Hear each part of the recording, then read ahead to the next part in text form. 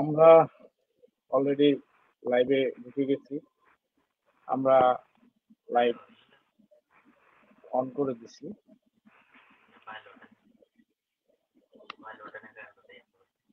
হেলাল ভাই, আপনি কি কথা শুনতে পাচ্ছেন? হ্যাঁ, আমি ক্লিয়ার। বাবুল ভাই, আপনি কথা শুনতে পাচ্ছেন? জি জি জি, আমি শুনতে পাচ্ছি। আমার কথা আপনারা শুনতে পাচ্ছেন? হ্যাঁ, আমরা ক্লিয়ারলি শুনতে পাচ্ছি। আরেকজন আমাদের সাথে মনে হয় আরো না, ওটা আমারই। আমি আমার এখান থেকে লিড নিচ্ছি। আচ্ছা, আমি অ্যালাউ করে দিচ্ছি। হ্যাঁ,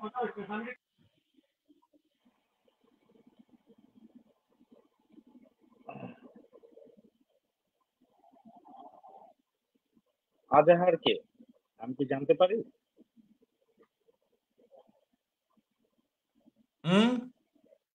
আজাহার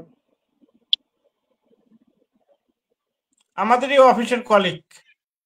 ও আচ্ছা আচ্ছা, তাহলে সমস্যা নেই, যেহেতু আমি চিনতে পারি নাই, তার জন্য জিজ্ঞেস করলাম। যাক, আমরা অপেক্ষায় আছি।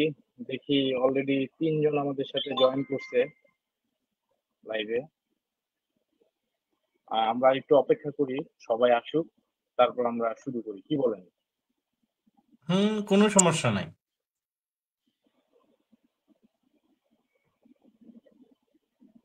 বাবুল ভাই গেল কই? বাবুল ভাই তো আছে এখানে। হ্যাঁ, কোথাও যাই।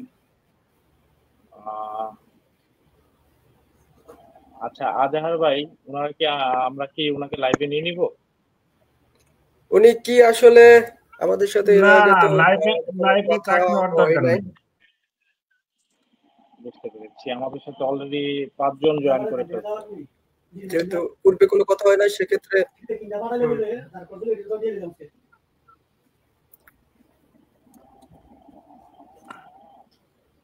অলরেডি 6 জন আমাদের সাথে কানেক্টেড হচ্ছে। আমরা একটু অপেক্ষা করি, আমাদের সাথে আরো মানুষ জয়েন করতেছে।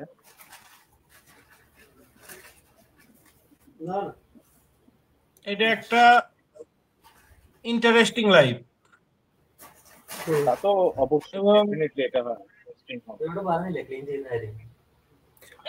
ভাই, আপনি আপনার যে লাইভের লিংকটা গ্রুপে শেয়ার করেন, আমি আমার ফেসবুকে শেয়ার করে দিই। অলরেডি গ্রুপে শেয়ার করা হয়ে গেছে, আপনি গ্রুপে দেখেন, গ্রুপে দেওয়া হয়েছে। ওখান থেকে আপনি যদি কাউকে আমি শেয়ার করব নাকি? শেয়ার করুন। আমি শেয়ার করব। ওখান থেকে শেয়ার করে দেন, সমস্যা নেই। আমাদের সাথে অনেক মানুষ কানেক্ট হচ্ছে আস্তে আস্তে। কানেক্ট হচ্ছে, মানুষ হচ্ছে, আমাদের সাথে কানেক্ট হচ্ছে আস্তে আস্তে। অটোমেটিকলি এটা সবাই সবার মাঝে শেয়ার করে দিবে ইনশাআল্লাহ। আমাদের সাথে না না, আপনার ওটা তো জয়েন্ট হওয়ার জন্য যে লিংকটা ওইটা দিছে।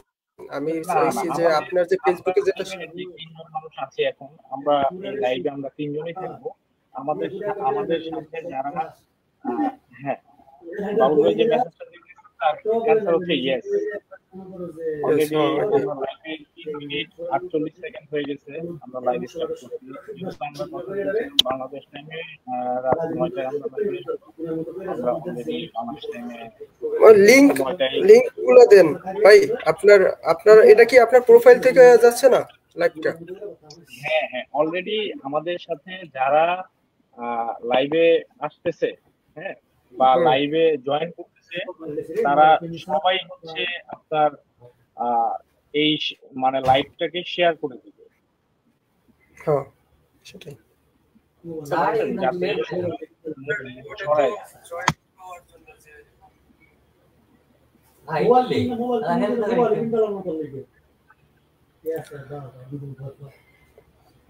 আমাদের সাথে আস্তে আস্তে মানুষজন জয়েন করতেছে। জয়েন করতে থাক। হ্যাঁ, এখন আমাদের সাথে ওই লেভেলের মানুষ জয়েন করে নাই।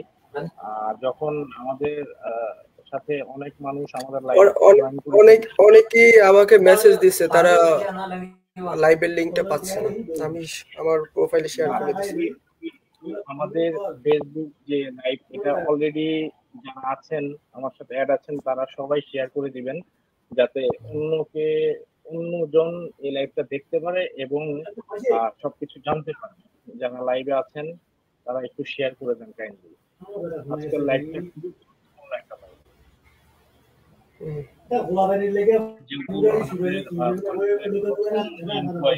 আমাদের সম্মানিত সিনিয়র হেলাল ভাই, উনিও আজকে আমাদের সাথে জয়েন করছে, উনি আমাদের সাথে লাইভে আছেন এবং আমাদের বাবুল ভাই উনিও আছেন আমাদের সাথে।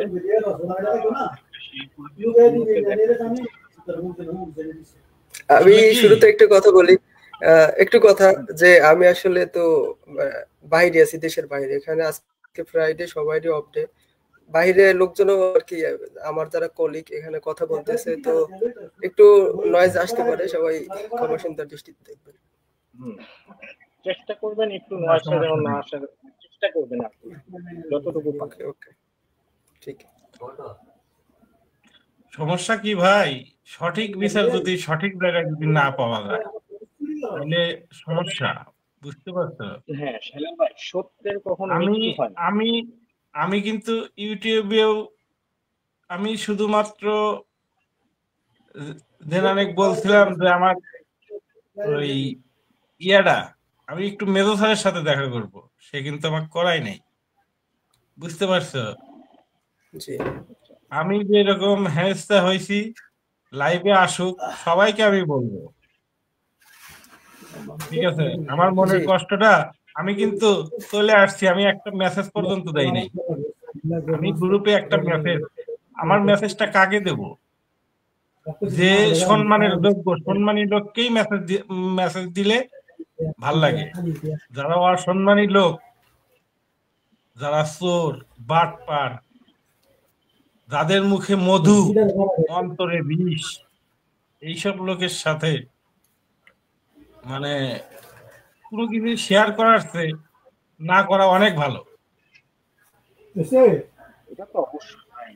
আপনি মনে করছেন যে হচ্ছে এখানে আপনার মতো সততাবান লোক থাকতে পারতেছে না, বা আপনি ওইখানে অনেক চেষ্টা করছেন থাকার জন্য, যার ফলে আপনি লাস্ট পর্যন্ত দেখতেছেন আসলে সৎ থেকে এখানে চাকরি করার মতো অবস্থা নেই। দেখো হচ্ছে আপনি এখান থেকে রিজেক্ট করে চলে গেছেন। আদনান ভাই, আপনি শোনেন, আমি যে ভুক্তভোগী, আপনি তো তখন ছিলেন, আপনি কিন্তু দেখছেন, প্র্যাকটিক্যালি দেখছেন যে আসলে একটা সিনিয়র মানুষ কতটা অবহেলিত হয় অফিসে।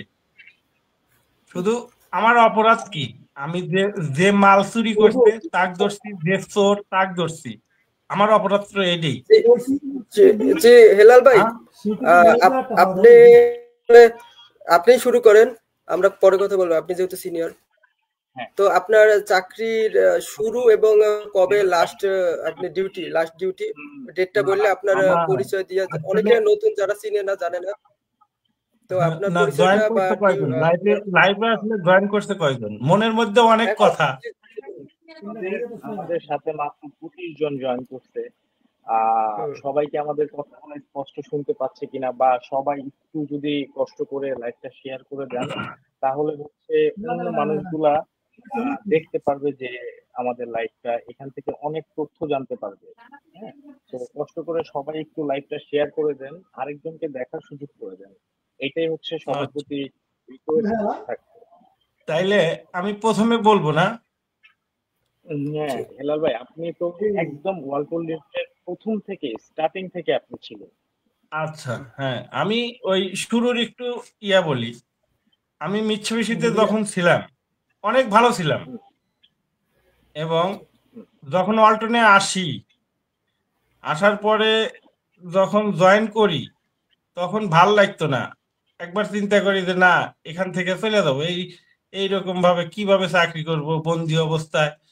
যাই হোক, আমরা যখন ইন্টারভিউ দেই, আমাদের যে ইন্টারভিউ নিচ্ছে মেজো স্যার, সে আমাদেরকে অনেক পছন্দ করছে এবং সে আমাদেরকে নিছে, এবং সে অনেক কিছু আমাদের বলছে যে হয়তো বা সাময়িক তোমাদের কষ্ট হবে, কিন্তু তোমরা এখান থেকে অনেক কিছু পাবা, বুঝতে পারছো?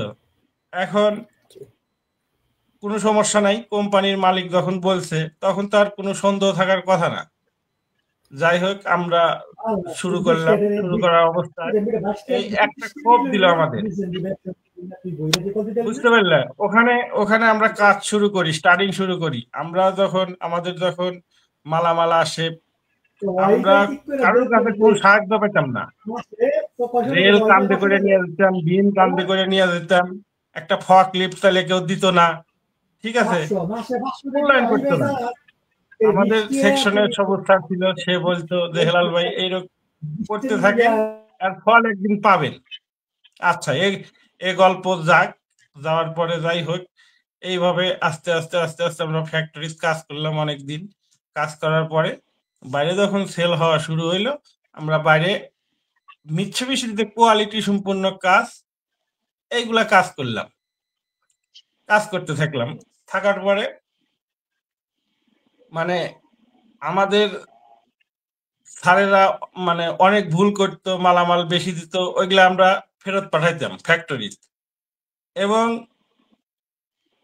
চট্টগ্রাম থেকে মাল পাঠাইতাম টেরাগে। আমি ছিলাম চট্টগ্রামের এরিয়ার।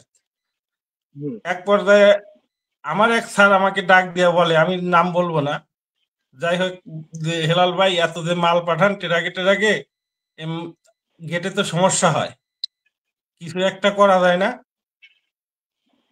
যাই হোক, ওইভাবেই মাল আসতে থাকে, একটা মাল এদিক সেদিক করতে দেয়নি যতদিন ছিলাম।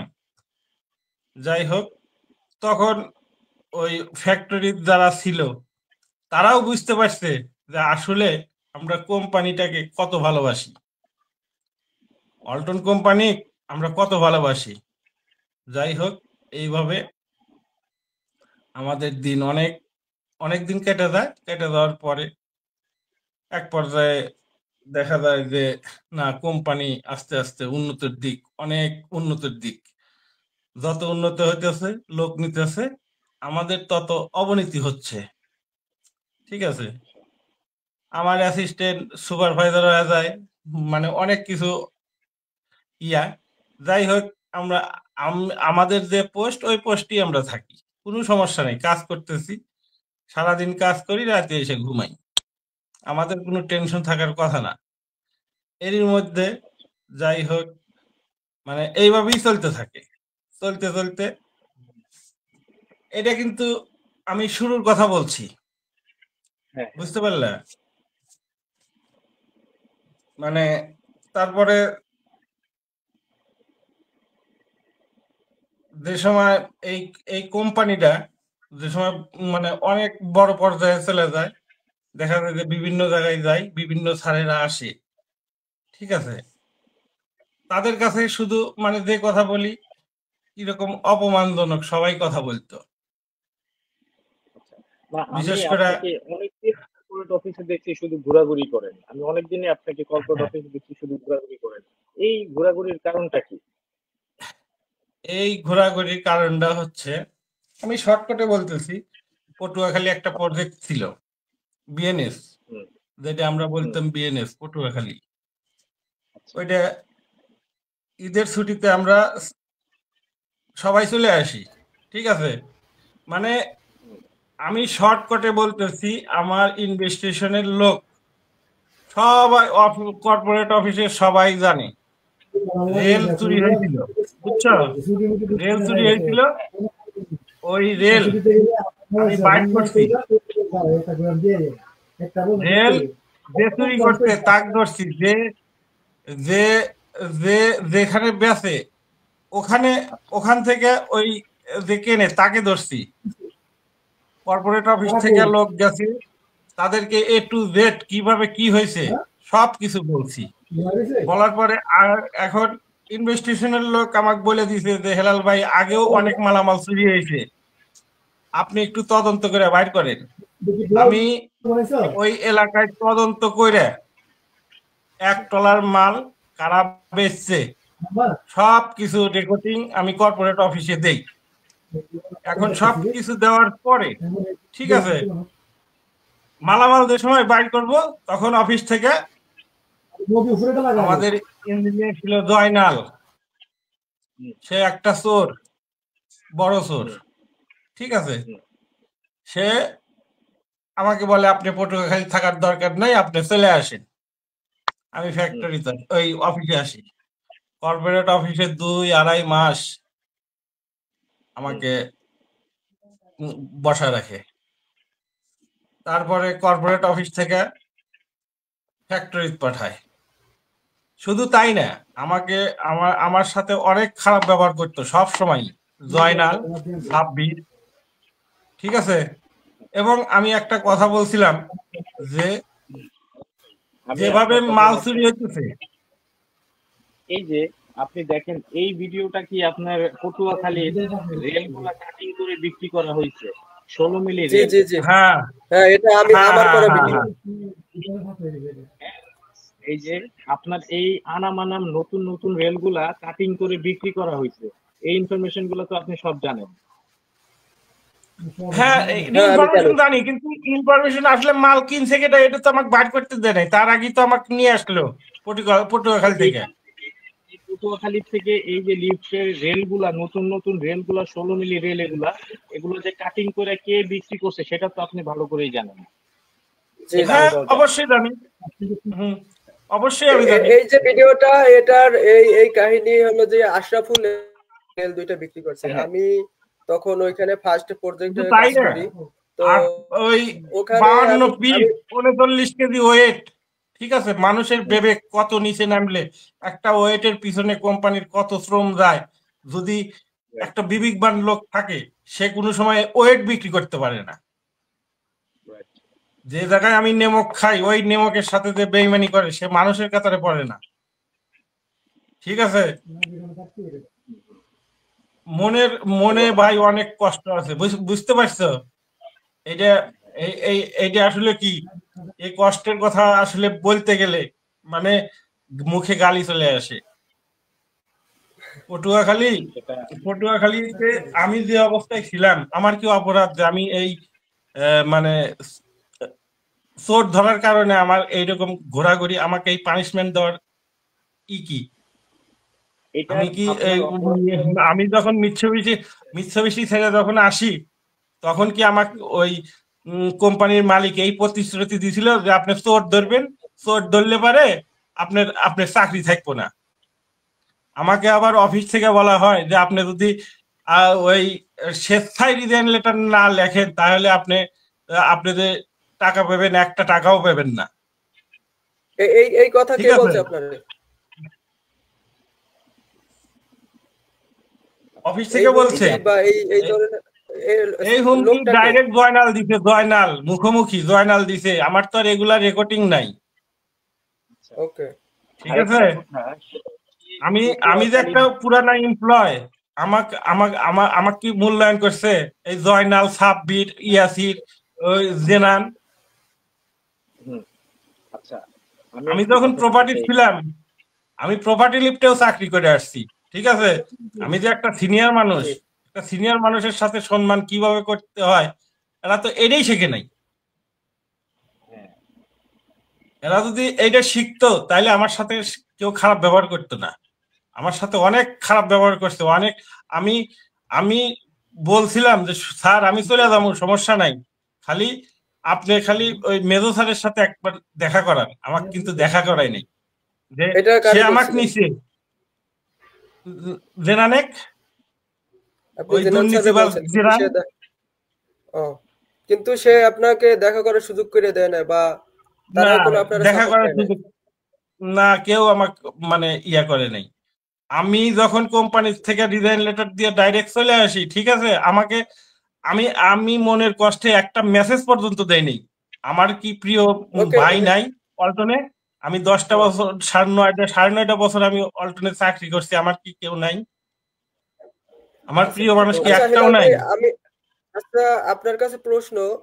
আহ, পটুয়াখালীতে যে এক্সট্রা মালামাল গুলো যায়, আসলে ওই আপনি থাকাকালীন সময় কি কি মালামাল এক্সট্রা গেছে? এবং ওখানে শুনলাম যে তুই এক্সট্রা শোনো, আমি আমি আমি তোমাকে বলি, পটুয়াখালীতে কার্গো লিফটের অনেক মালামাল গেছে, যেগুলা শুধু জি এই আউট করার জন্য। যেমন ডোর মোটর গেছে, ডোর মোটরের সাথে অনেক মালামাল গেছে, কাউন্টার ফ্রেম গেছে, আরো অনেক মালামাল গেছে, যেগুলা আমি ওই জয়নাল গেছে, সাব্বির গেছে, ইয়াসির গেছে, সবাই দেখছে। আমি বললাম যে স্যার এই লিফটের মালামাল গুলোতে আসছে, এটার শ্যাপ কোনটা আমাকে দেখান।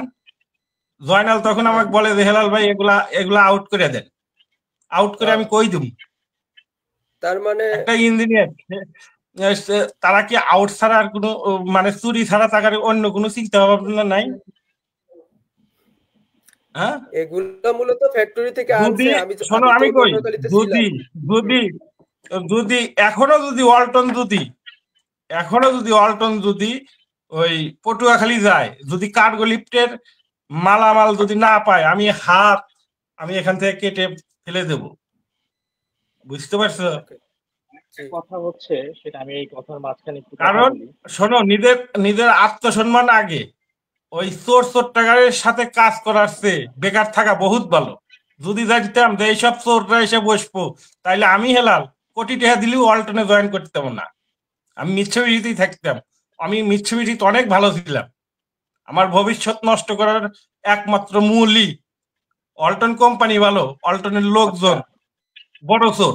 যারা যে যত বড় ইনভেস্টিশনে আমি বিশ্বাস করছিলাম, শোনো আমার কথা শোনো, ইনভেস্টিশনে বিশ্বাস করছিলাম, তারাও আমার বিচার দেয় নাই। একটা কথা, আপনি পটুয়াখালীর বিষয়ে যে তথ্যগুলা ওয়ালটনের কর্পোরেট অফিসে ইনভেস্টিগেশনকে দেওয়া হয়েছিল, তারা কি কোনো পদক্ষেপ নেয় নাই এই বিষয়ে? না, কোন চোরের বিচার হয়েছে কিনা তাও তো আমি জানি না। আমি যে চোর ধরলাম, ওয়ালটনের চোর ধরলাম, আমি পুকুরের মাঝখান থেকে পটুয়াখালী, তুমি তুমি তুমি তুমি জানো যে পটুয়াখালী হাজার হাজার পুকুর। আমি যে ওই পুকুরের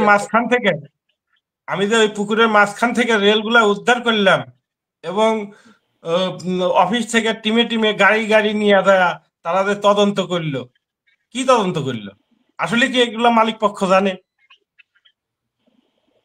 যদি জানতো তাইলে তো আর আমাদের আজকে কথা বলতে হইতো না। এগুলা তারা যে দুর্নীতি করে, এই দুর্নীতি মালিক পক্ষ কি এগুলা জানে? আমি মনে করি ইনভেস্টিগেশনের লোকও 2 নাম্বার, ওয়ালটনের ইনভেস্টিগেশন লোকও 2 নাম্বার। অবশ্যই ওয়ালটনের মালিক ভালো, ঠিক আছে। ওয়ালটনকে সব মনে করো যে কিভাবে খাচ্ছে, যেগুলা আসলে এটা এটা এটা এটা কি কারণে বলি জানো? কারণ এই কোম্পানি আমার যত মায়া আছে, ওখানে কিন্তু তত মায়া নাই। কারণ শুরুটা করছি আমি। একটা ছেলে যখন ছোট থাকে তখন তাক মানুষ করা কত কষ্ট সেই বোঝে। অবশ্যই। তো এরপরে যে তারা মানে ইনভেস্টিগেশনে গেল, আসলে আপনার এরপরে কি আপনি চাকরি সাইডে দিছিলেন নাকি বাধ্য হয়ে না, তারা বাধ্য করছিল? এরপরে অফিসে, ও কর্পোরেট অফিসে রাখলো আমাকে 2 মাস 3 মাস বসে থাকলাম। অফিসে দাঁড়ে ঘুরি, ফ্যাক্টরি 3 মাস বসে থাকি, দাঁড়িয়ে ঘুরি। এইভাবে ফ্যাক্টরি অফিস কাজ দিত না। আমার হাজিরা কি দিমু? আমাকে যে সময় বলতো যে হেলাল ভাই আপনি কি কাজ করছেন, আমাকে তো আসলে কেউ কাজ দিত না। আমি কি কাজ জানতাম না, নাকি আমার অপরাধটা কি? আমি তো এইটাই কারোর কাছে সঠিক কাজ পর্যন্ত বিচার পেলাম না। আপনার মূল অপরাধ হইলো আপনি চোর। আসলে প্রজেক্টে যারা চুরি করছে তাদের চেয়ে বড় চোর হইলে যারা এই মালামাল এক্সট্রা মালামাল ওখানে তো যাওয়ার কথা না। এই মালামাল গুলো তারা আসলে ফ্যাক্টরি থেকে বের করে অন্য জায়গায় হয়তো সেল করার উদ্দেশ্য ছিল বা কোনো জায়গায়। হ্যাঁ, না এইটাই করে তারা এইটাই করে, ঠিক আছে। এক প্রজেক্টের মাল আর এক প্রজেক্টে নিয়ে যায়, এক প্রজেক্টের মাল আর এক প্রজেক্টে নিয়ে যায়। প্রজেক্টে নিলে তো কাজই হইতো, কিন্তু আপনি একটা কথা বলছেন যেটা আসলে হ্যাঁ ওইভাবেই আউট করে দেয়। সুযোগ পায় আউট করে দেয়, ঠিক আছে। যখন দেখে যে না আমি সবই বাইর করে ফেলাইতেছি, আমাকে সেই দিনই নিয়ে আসলো কর্পোরেট অফিসে। আমি যদি আর 2টা দিন থাকতাম না, আমি আর তথ্য নিয়ে এসেই কি লাভ? তথ্য দিয়েই কি লাভ? আমি তো আর সঠিক বিচার পাইনি। আমি যদি সঠিক বিচার পাইতাম তাহলে আমার চাকরিটা থাকতো, চাকরিটা হারান লাগতো না এই বয়সে।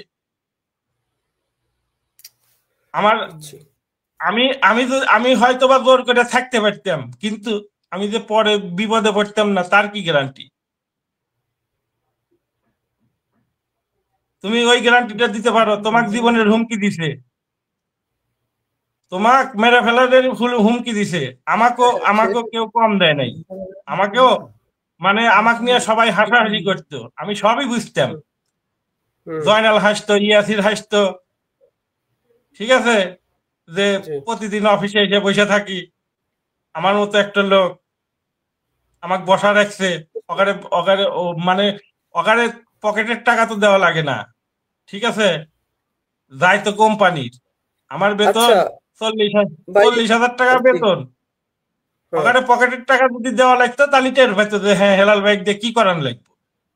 আচ্ছা, আপনার কাছে আরেকটা প্রশ্ন, সেটা হলো পটুয়াখালীতে যে এই যে মালামাল চুরি হলো তারপর থেকে 5 থেকে 7 লাখ টাকার যে চুরি করা, মানে চুরি হওয়ার পরে যে 5 থেকে 7 লাখ টাকার এক্সট্রা মাল আবার ফ্যাক্টরি থেকে নিল এই মোস্তফা জয়নাল, যেহেতু তারা এই প্রজেক্টটা এখন বর্তমানে ডিল করতেছে, তো ওই মালামাল গুলা কি আসলে গেছে নাকি ওগুলা মালামাল সবই ছিল, সবই ছিল, মালামাল সবই ছিল, মালামাল সব চুরি করে খায়, এরা চুরি করায় ওখানকার লোক দিয়ে, এই জয়নাল, এই জেনান, এই এরা চুরি করায়, এটা এটা এটা ইয়া করা নেই, তারা উপর থেকে চুরি করায়, লোক ফিট করে চুরি করায়, অপারেটর দিয়ে চুরি করায়, ইয়াসির, এরা চুরি করায় মালামাল, মালামাল অফিস ঠিকই দেয়।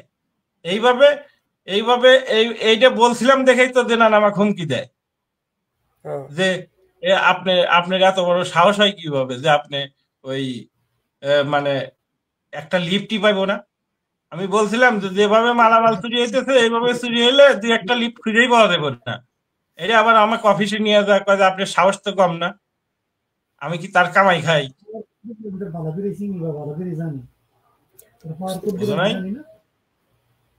জি আচ্ছা, সাদমান ভাইরে দেখতে পাচ্ছি না, সাদমান ভাই একটা যে প্রশংসনীয়, আমি কিন্তু সবুজ স্যারকে ছাড়ি নাই। সবুজ স্যারের যখন চাকরি চলে যায়, সবুজ স্যারকে আমি বলছিলাম যে স্যার আপনার মতো একটা অনেস্ট মানুষ, আপনি কি আসলে স্যার দুর্নীতি করছিলেন? সবুজ স্যার আমাকে একটা কথা বলছিল যে হেলাল ভাই, আমি যদি দুর্নীতি করতাম আমি অনেক টাকা দুর্নীতি করতে পারতাম, কিন্তু হারাম বলতে আমি 8 আনা পয়সার দুর্নীতি করি নাই।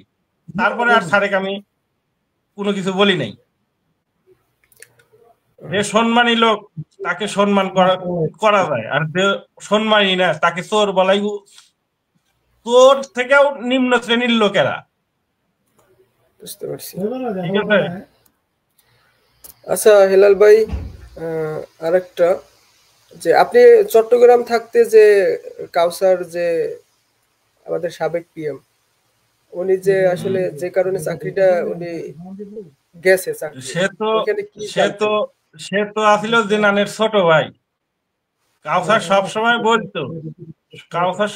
বলতো যে ভাই ফোন দিছে, ঠিক আছে,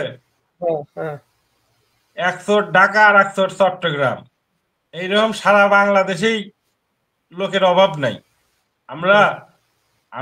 আমার চাকরির বয়স 26-27 বছর হয়েছে, ঠিক আছে, যে কাজ জানে এরা এগারে হইলো মিষ্টি কথা, বুঝছো, এরা শুধুমাত্র মিষ্টি কথাটাই জানে। এই মিষ্টি কথাটা না জানলে না এদের অবস্থা খুব ভয়াবহ হইতো।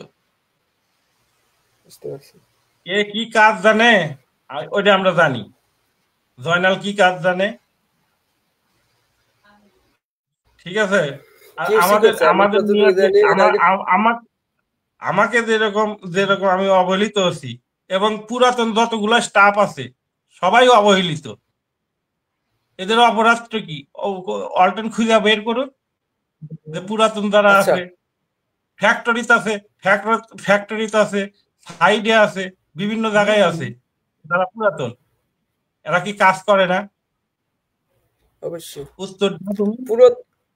যেহেতু পুরাতন লোকের কথা বলছেন, আচ্ছা পুরাতন লোকগুলো চাকরি কি কারণে ছাড়তেছে? অনেকেই দেখলাম যে স্যাররা, ছোট থেকে বড় সবাই চাকরি ছেড়ে দিচ্ছে। এখন মনে করো, শোনো আমি কই, যোগ্য লোক একটা কথা বললে ওই কথাটা মেনে নেওয়া যায়, অযোগ্য লোক যখন কথা বলে না তখন ওই কথাটা মেনে নিতে পারে না।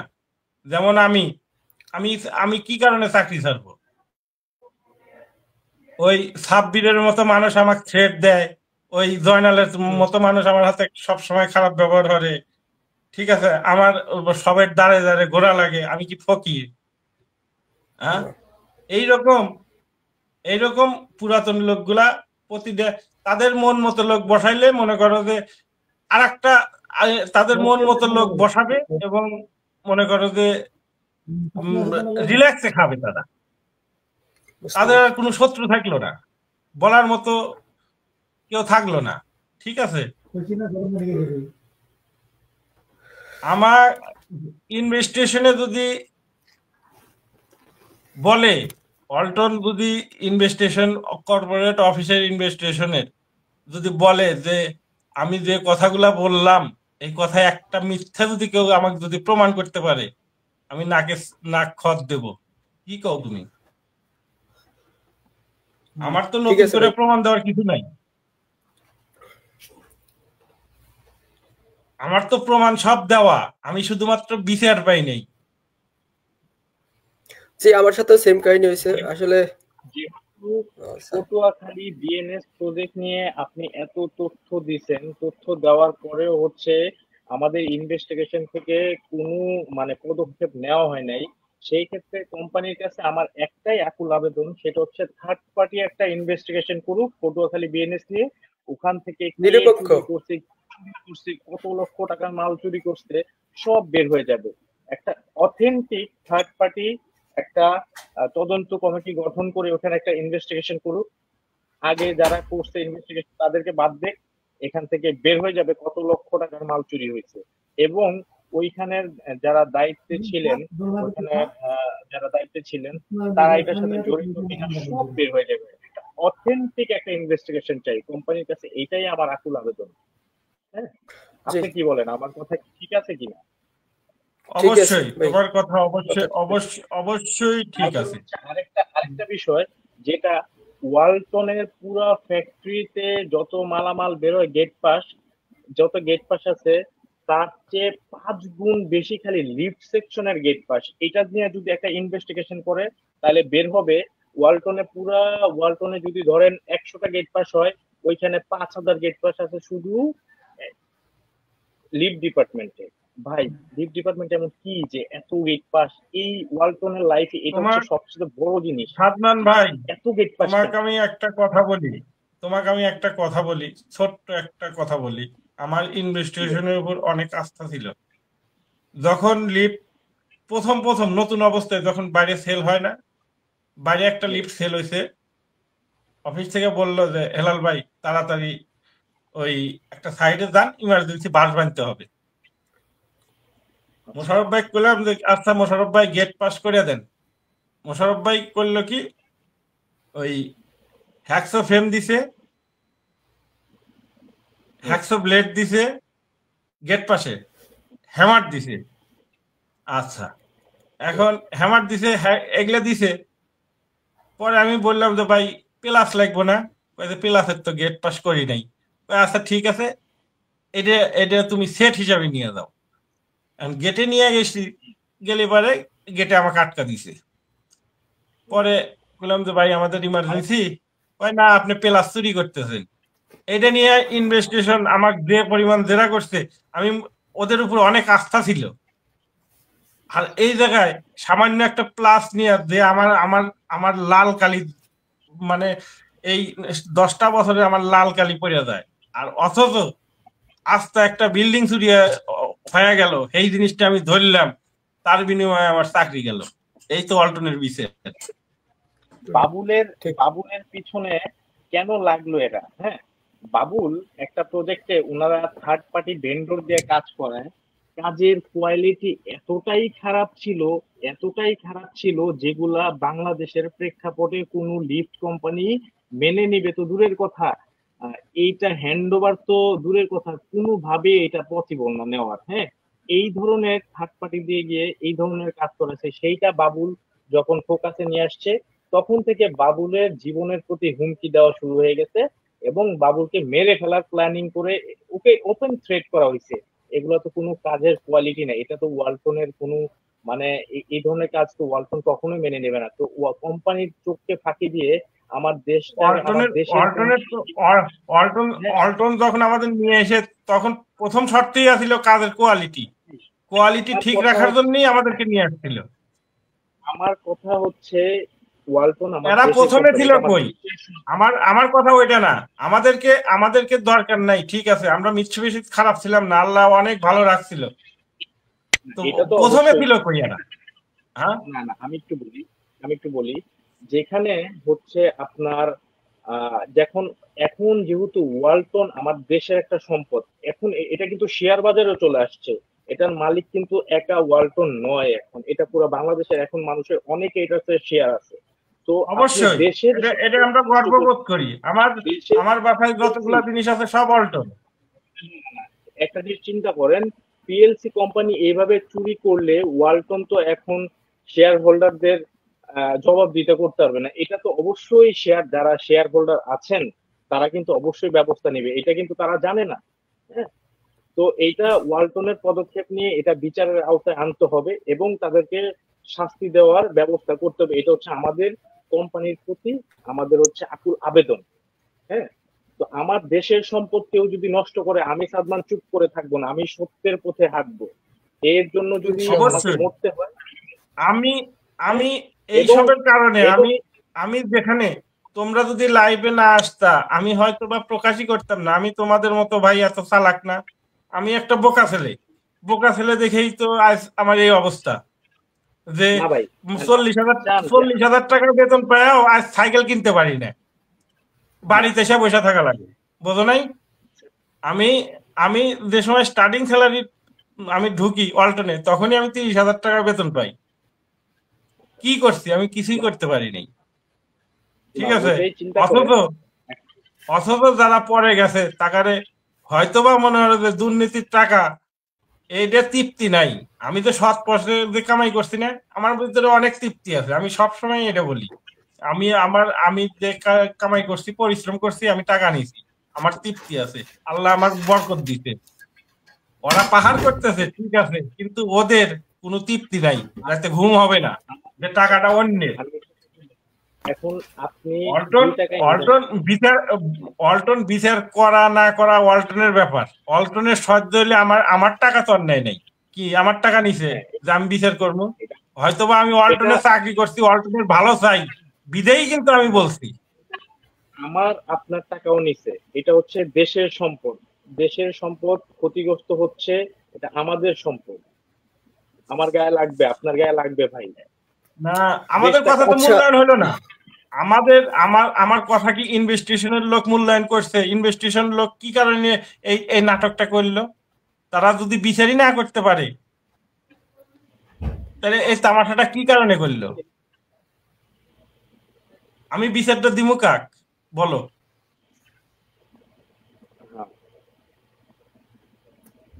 মালিক পক্ষ? আমি মনে আমাদের ঊর্ধ্বতন কর্মকর্তা থেকে শুরু করে এমন কোন লোক নাই যে এই কাহিনী জানে না, অথচ আজ আমার চাকরি থাকে না।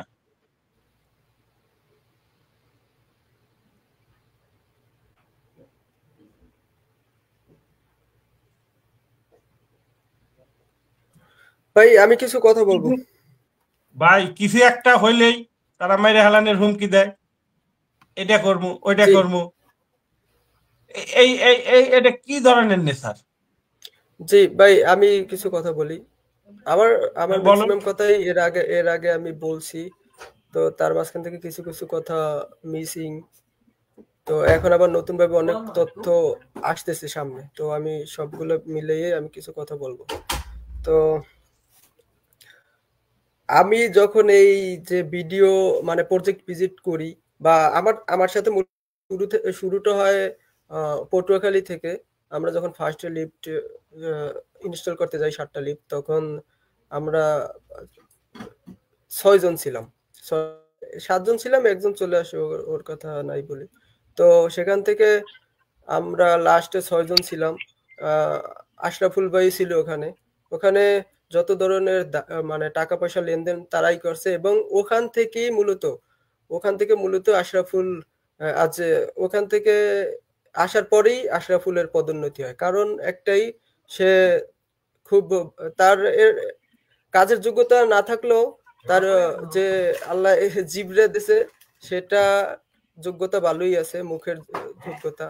যে মানুষের পাশেটে আমরা বড় হতে চাই না, আমরা চাই কাজের মাধ্যমে, কিন্তু সে সেটা না করে পাশেটেই সে বড় হওয়ার চেষ্টা করছে। এবং এই বাহিনীর যে প্রধান এবং সদস্য যারা আছে তাদের খুবই পছন্দ।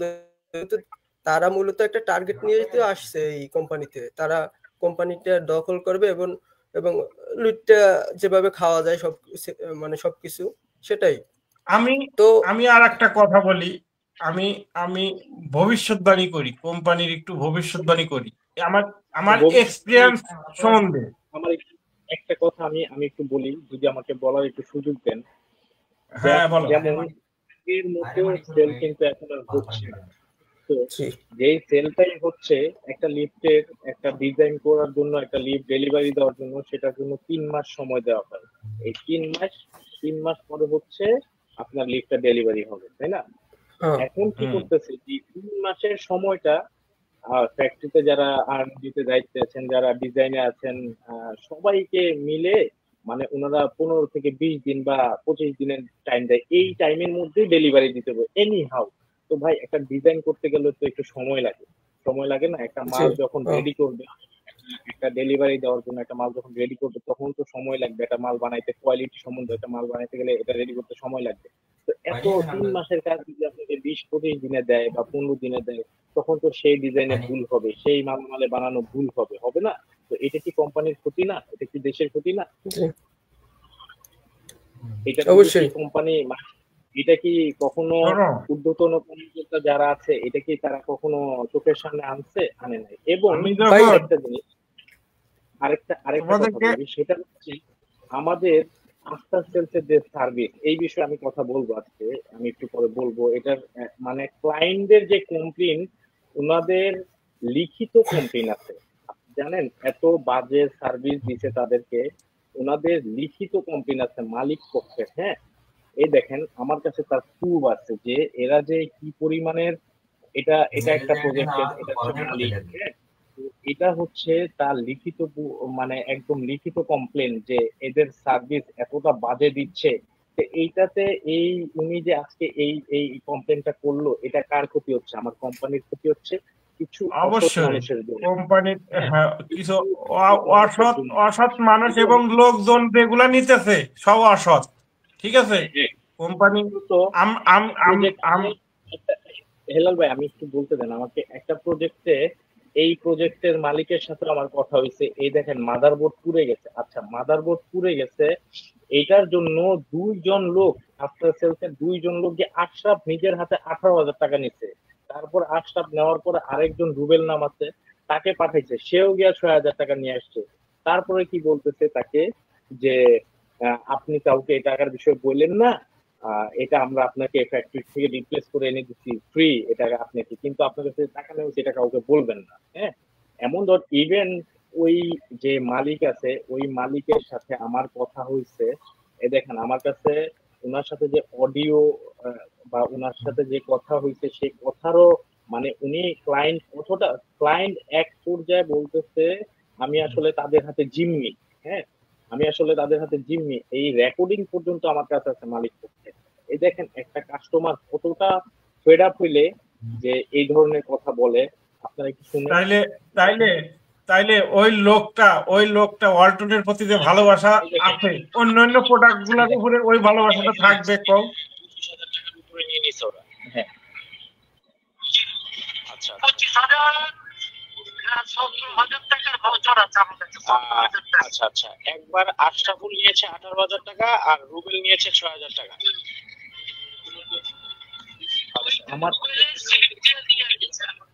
আমার কাছে পুরো ডকুমেন্ট আছে এবং ক্লায়েন্ট আমাকে নিজের মুখে বলেছে, এই ডকুমেন্টও আছে আমার কাছে, অডিও আছে, যে তারা কত টাকা ক্লায়েন্টের কাছ থেকে নিচ্ছে।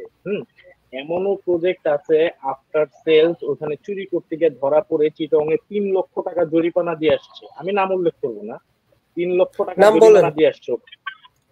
আমি বাবুল ভাই, আমি আপনার বলি, আমি এখন বলবো না। যদি কোম্পানির পক্ষ থেকে কোনো investigation strong investigation team ready করে যদি তখন তারা আমাদের সামনে এটা বলতে বলে, তাহলে আমরা এটা অবশ্যই বলবো। এবং এমনও লোক আছে আমাদের কাছে এখনো কর্মরত আছেন, হ্যাঁ। তো উনার কাছে এই দেখেন, উনার জবানবন্দি আছে আমার কাছে। ওনার কাছে কোটি টাকার ডকুমেন্ট আছে। এই দেখেন, আমি ওনার নাম বলবো না এখন। এই দেখেন, ওনার নিজের হাতে লিখিত কোটি টাকার দুর্নীতির ডকুমেন্ট।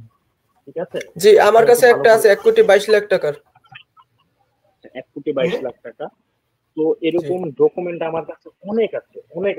আমি চাইলে দেখাইতে পারবো। হ্যাঁ, কোম্পানি যদি ওইরকম স্ট্রং একটা থার্ড পার্টি, একটা ভালো ইনভেস্টিগেশন টিম গঠন করে ওনাদেরকে যদি ইনভেস্টিগেশন করতে বলে, তাহলে মনে হয় কোম্পানি এই চোরগুলোকে ধরতে পারবে। এবং একটা কথা বলি, আমাদের আফটার সেলস এর যতগুলা লিফট হ্যান্ড ওভারে গেছে, আপনার ফ্রি সার্ভিস শেষ হয়ে গেছে, প্রতিটা ক্লায়েন্টের সাথে কোম্পানির একটা মানে বিশ্বস্ত লোক দিয়ে যদি ইনভেস্টিগেশন করায়, তাহলে লাখ কোটি টাকার ডকুমেন্ট বেরোয় আসবে, চুরি বেরোয় আসবে, যেটা কোম্পানি কিছু জানেই না। এমনও প্রজেক্ট আছে যেটা, যেমন আমি আপনাকে লিস্ট আমি ধরে কয়েকটা নাম বলি। শুধু এরা তো এইরকম ভাবে ক্ষান্ত না। হ্যাঁ, তারপরে প্রায় লোক শোনো, আমি আর একটা কথা বলি। আমাদের ডিউটি টাইম 9টা 6টা, বুঝছো? আমাদের যে ইঞ্জিনিয়ার গুলো আছে না, তারা কিন্তু বাসার থেকেই ডিউটি করে, জানো?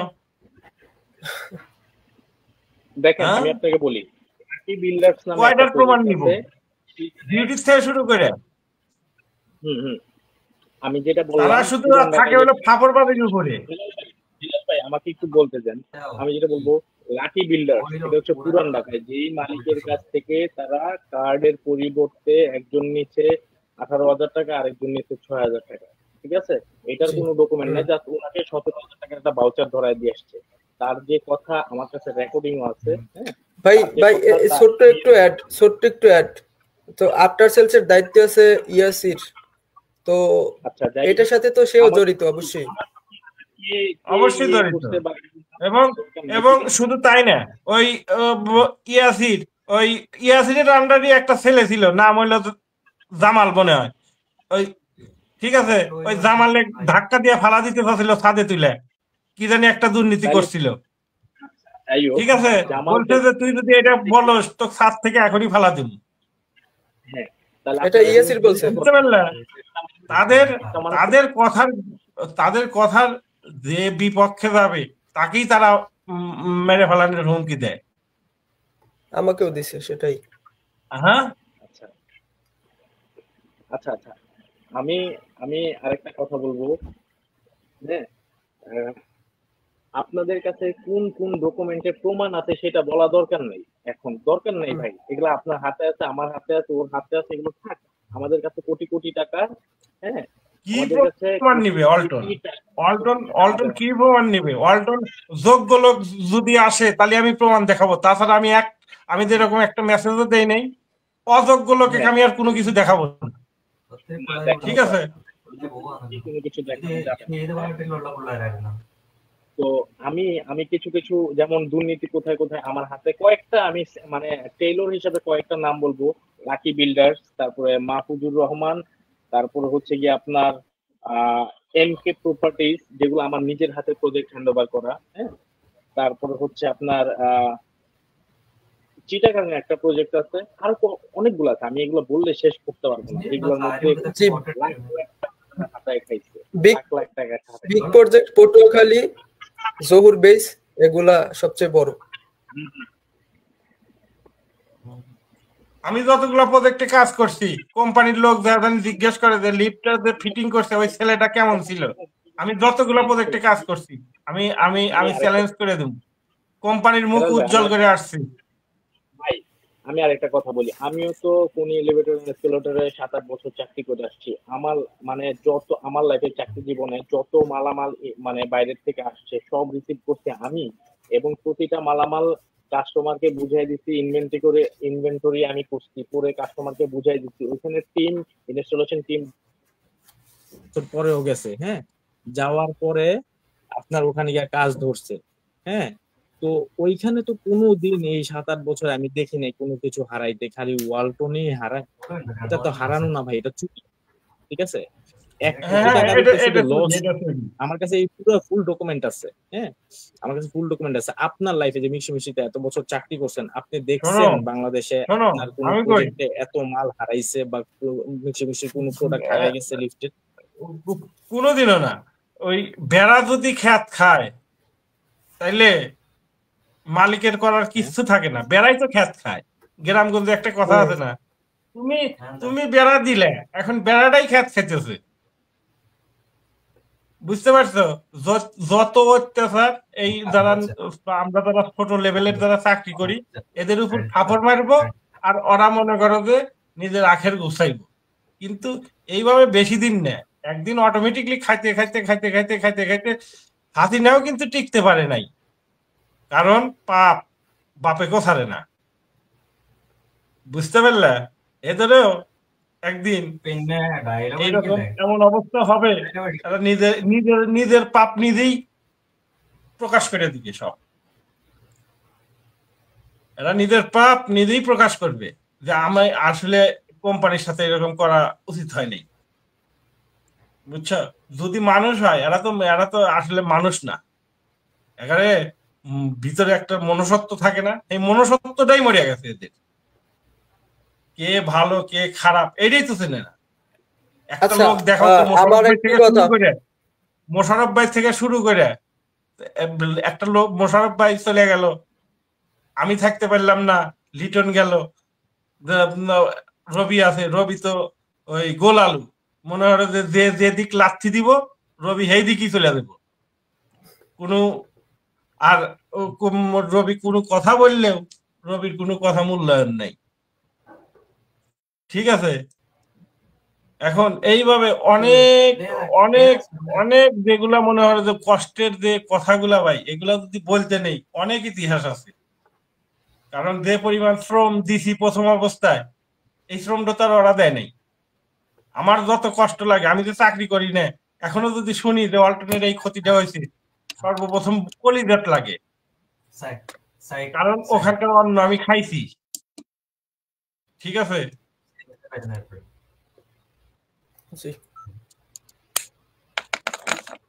বলো, তোমরা বলো। মনে করো যে আরো অনেক কথাই আছে, আর একটা সময় এটা গেলে আর একটা করবো। এইরকম লাইভ করতে করতে একদিন মালিক পক্ষের ঠিকই সামনে পড়বো, দেখো। আচ্ছা ভাই, আমি যেহেতু অনেক লম্বা হয়ে গেছে আমি অলরেডি, একটা কথা বলি, কারো নাম বলা দরকার নাই। আমার কাছে যেগুলা আছে ডকুমেন্ট, আমরা সবই জানি কে কি করছে, কে কত টাকা চুরি করছে, কে কোন দিক দিয়ে মাল বিক্রি করছে, কে কোন প্রজেক্ট থেকে মাল চুরি করে কোন প্রজেক্টে লাগাইতেছে, কোন প্রজেক্ট থেকে তারা টাকা খাইতেছে। আমরা কিন্তু সব ডকুমেন্ট আমাদের হাতে আছে। হ্যাঁ, আমাদের নাম বলা দরকার নেই, আমরা শুধু ঊর্ধ্বতন কর্মকর্তার কান পর্যন্ত এই নিউজ গুলা দিতে চাই, যাতে তারা একটা সুস্থ একটা তদন্ত কমিটি করে সুন্দরভাবে তদন্ত করে সব বের করতে পারে। ভাই, আজকে কোটি টাকা খেয়ে ফেলতেছে। হ্যাঁ, খেয়ে ফেলতেছে, তো এটা কার ক্ষতি হচ্ছে? দেশের ক্ষতি হচ্ছে। দেশের ক্ষতি হচ্ছে নাকি? হচ্ছে। যেমন আপনার আফটার সেলস এর সবচেয়ে বেশি দুর্নীতি হচ্ছে এই যে ফ্যাক্টরি থেকে লাখ লাখ টাকার যে প্রোডাক্ট নিয়ে আসছে, একটা ইনভেন্টরি করুক প্রতিটা স্টোরে কোটি কোটি টাকার হেলফেল দেখবে, মিলাইতে পারবে না হিসাব। আমি সাদমান চ্যালেঞ্জ দিয়ে বলবো, একটা মাল 4বার 5বার যায়, একটা মাল 4বার 5বার যায়। এবার বোঝো তো ভাই, আমি একটা কথা বলি, আমি একটু কথা বলি। তো এই যে ফ্যাক্টরি থেকে মাল, যে যখন একটা মাল এতবার যাচ্ছে, এগুলোর প্রতিটা মাল, ধরেন একটা মালের দাম 10 টাকা, এটার পিছনে হিডেন কস্ট কত টাকা এটা কেউ হিসাব করছে? করে নাই। একটা 10 টাকার মালের পিছনে 8 টাকা থাকে হিডেন কস্ট, সেটা তো কেউ হিসাব করে নাই। এগুলা ক্ষতি তো করতেছে কোম্পানির ভাই, কোম্পানির অবশ্যই কোম্পানির ক্ষতি করতেছে। আমি কিছু কথা বলবো, কোম্পানির ক্ষতি করতেছে। যেমন মনে করো যে আমি অন্যায় না করেও আমি দোষী, তুমি অন্যায় না করেও তুমি দোষী।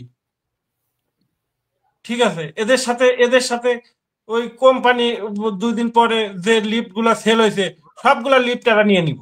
এরা যখন অল্টারনেট থাকবে না তখন সবগুলা লিফট অবশ্যই এরা নিয়ে থাকতে যাবে। পারবে না। এই সব প্রমাণ ঠিক আছে, যদি এরকম এইদিকে সঠিকভাবে যদি তদন্ত করে তাদের নজর না দেয় একটাও সার্ভিস থাকবে না, একটাও না, সব এরা নিয়ে দেবো। এদের মাস্টার প্ল্যান।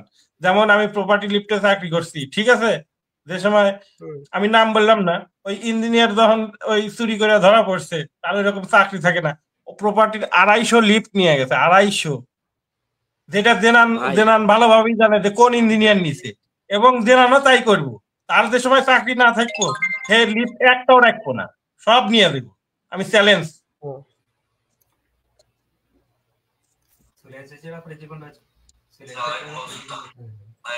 আচ্ছা, ঠিক আছে, ফ্যাক্টরি থেকে যে ভাই ভালো দামি দামি মেশিন টুলস এগুলো বের করে, আবার তো এটা ইন করার সময় যেভাবে ক্লিয়ার করে,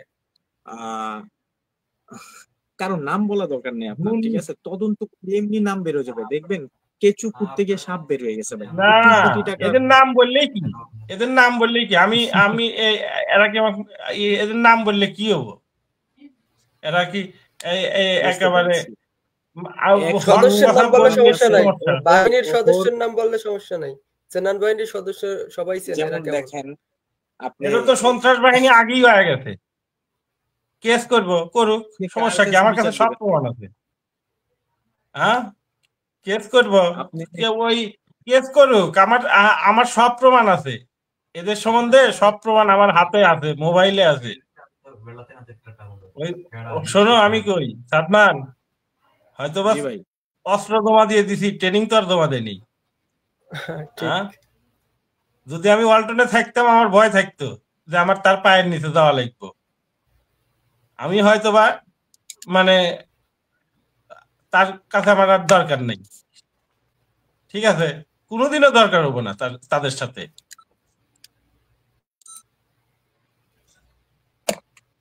লাইভ কে এদের এদের এদের এদের যে এদের নেচার খুব খারাপ। আল্লাহ জানি এদের সামনে জানি বা কোনোদিন জানি ফোনে জানি এদের সাথে কোনোদিন কথা না বলায়। আমি তো এমনি নিয়ত করছিলাম যে ওয়ালটনে কারোর সাথেই আমি আসলে সম্পর্কই রাখবো না, কারণ আমার সাথে যে অফিসারটা হয়েছে এইরকম অফিসার কারোর সাথেই হয়নি। মোশাররফ ভাই জানে মোশাররফ ভাইয়ের সাথে কি অফিসারটা হয়েছে। আচ্ছা, আমাদের যে সিস্টেম, আজ যদি আমি মিৎসুবিশি থাকতাম আমার 60-70 হাজার টাকা বেতন হয়ে যেত। আমার ভবিষ্যৎ কি, আমার কোনো সময় বেতন বাড়তো না।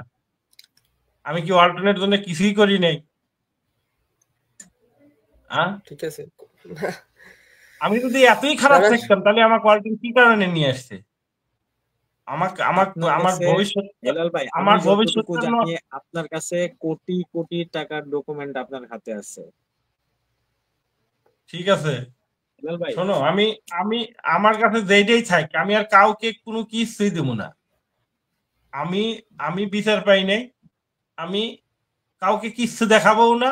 এবং হেলাল ভাই আমি আপনাকে একটু বলি, একটু আপনি একটু ঠান্ডা মাথায় ইয়ে করেন। আমাদের যেই জিনিসটার ধরেন ডকুমেন্ট আপনার হাতে আছে ওই জিনিসটার উপরে বেস করে কথা বলেন, হ্যাঁ, এর বাইরে কথা বলার দরকার নেই। হ্যাঁ, কোনটা অতিরিক্ত কোনটা বললাম তুমি বলো তো, অতিরিক্ত কোনটা বলছি বলো? না, ডকুমেন্ট যদি থাকে অবশ্যই না, ডকুমেন্ট যেগুলা ওগুলা তো ডকুমেন্ট সবকিছুই আছে আমার কাছে, এবং যে ডকুমেন্ট গুলো ওগুলা তো তোমার ওই ইনভেস্টিগেশনের লোকই কাছেই আছে সব। আচ্ছা হেলাল ভাই, বাবুলের কাছে অনেক তথ্য আছে, আমরা একটু বাবুলের মুখ থেকে একটু শুনি। হ্যাঁ, শোনো বাবুল ভাই, আপনি বলেন, আপনার কাছে অনেক তথ্য আছে। জি, আমার কাছে এখন আজকে আমরা এটা হচ্ছে আমাদের সেকেন্ড লাইভ, আজকে বেশি সময় নিব না। আমাদের কাছে যে তথ্যগুলো আছে, হ্যাঁ, আমরা এগুলা উপস্থাপন করবো ইনশাল্লাহ। আজকে আমরা আর বেশি সময় নিব না, আমরা চেষ্টা করব হাফ এন আওয়ারের মধ্যে আমরা লাইভটা আজকে শেষ করে দেওয়ার জন্য। হ্যাঁ, তো এর মাঝখানে আমাদের যতটুকু বলা দরকার এতটুকুই বলেন, এর বাইরে বলা দরকার নেই। আচ্ছা আমার আচ্ছা বুঝছো, আমার যে বিষয় কোনো অন্যায় কোনো কিছু বলে থাকলে ক্ষমা করে দিও। তো মানে আমি তোমাদের বাবুল ভাই সুন্দরভাবে কথা বলতে পারি না। শুরু করেন, আপনার তো জীবনে আমি এর মাঝখানে একটু কথা বলে নেই। হেলাল ভাই আমি একটু কথা বলবো। অলরেডি মনে করেন আমি থার্ড পার্টির মাধ্যমে শুনছি আমার জীবনের হুমকি আছে, হ্যাঁ আমাকে নাকি সরাই দিবে। যাই হোক, যে বলছে কে বলছে আমি জানি না। ভাই আমার তো একদিন হলো মরতে হবে, দুদিন আগে আর পরে। আমার আমার তাতে কোনো দুঃখ নেই। আমি সত্যের পথে কথা বলতে গিয়ে যদি আমার মরতে হয় তাহলে মরলাম। আমি তো আজকে হইলেও মরবো, কালকে হইলেও মরবো। যেমন বাবুল হচ্ছে জ্বলন্ত প্রমাণ। হ্যাঁ, ওকে তো ডাইরেক্ট থ্রেট করা হচ্ছে যে ওকে মাইরা ফেলবে। এবং বেলাল নামে আরেকটা ছেলে, যেটা বললেন আপনি, তাকে ছাদের উপর নিয়ে ধাক্কা দিয়ে ফেলে দিয়ে মেরে ফেলবে। তো এই ধরনের মানুষদের কাছ থেকে আর আপনি ভালো কিছু কি আশা করতে পারেন না। তো ওইসব সাবজেক্ট বাদ, কে মারলো কে মরলো এটা পরে দেখা যাবে।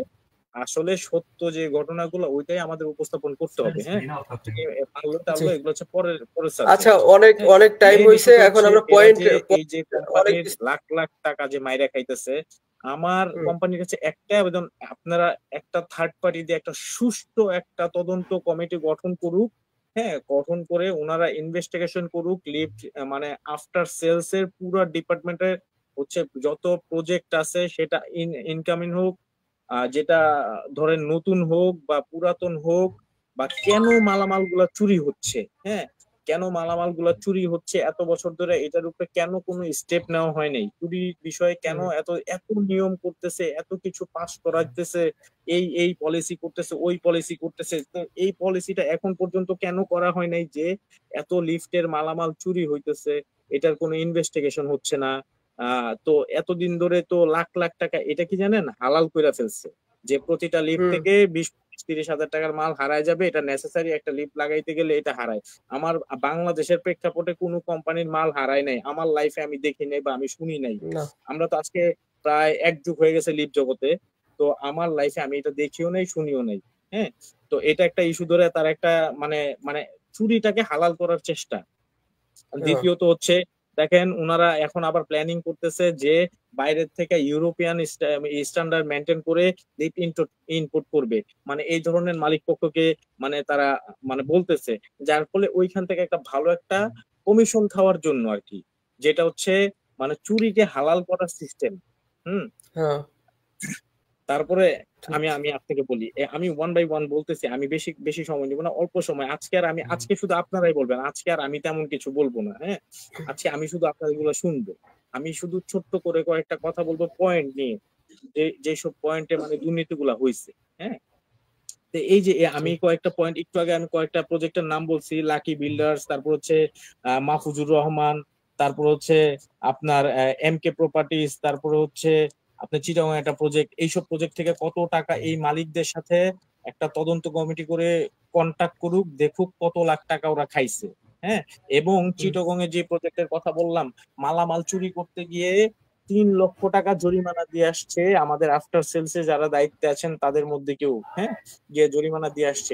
তখন যে জরিমানাটা দিবে সেই জরিমানা দেওয়ার মতো টাকাও ছিল না।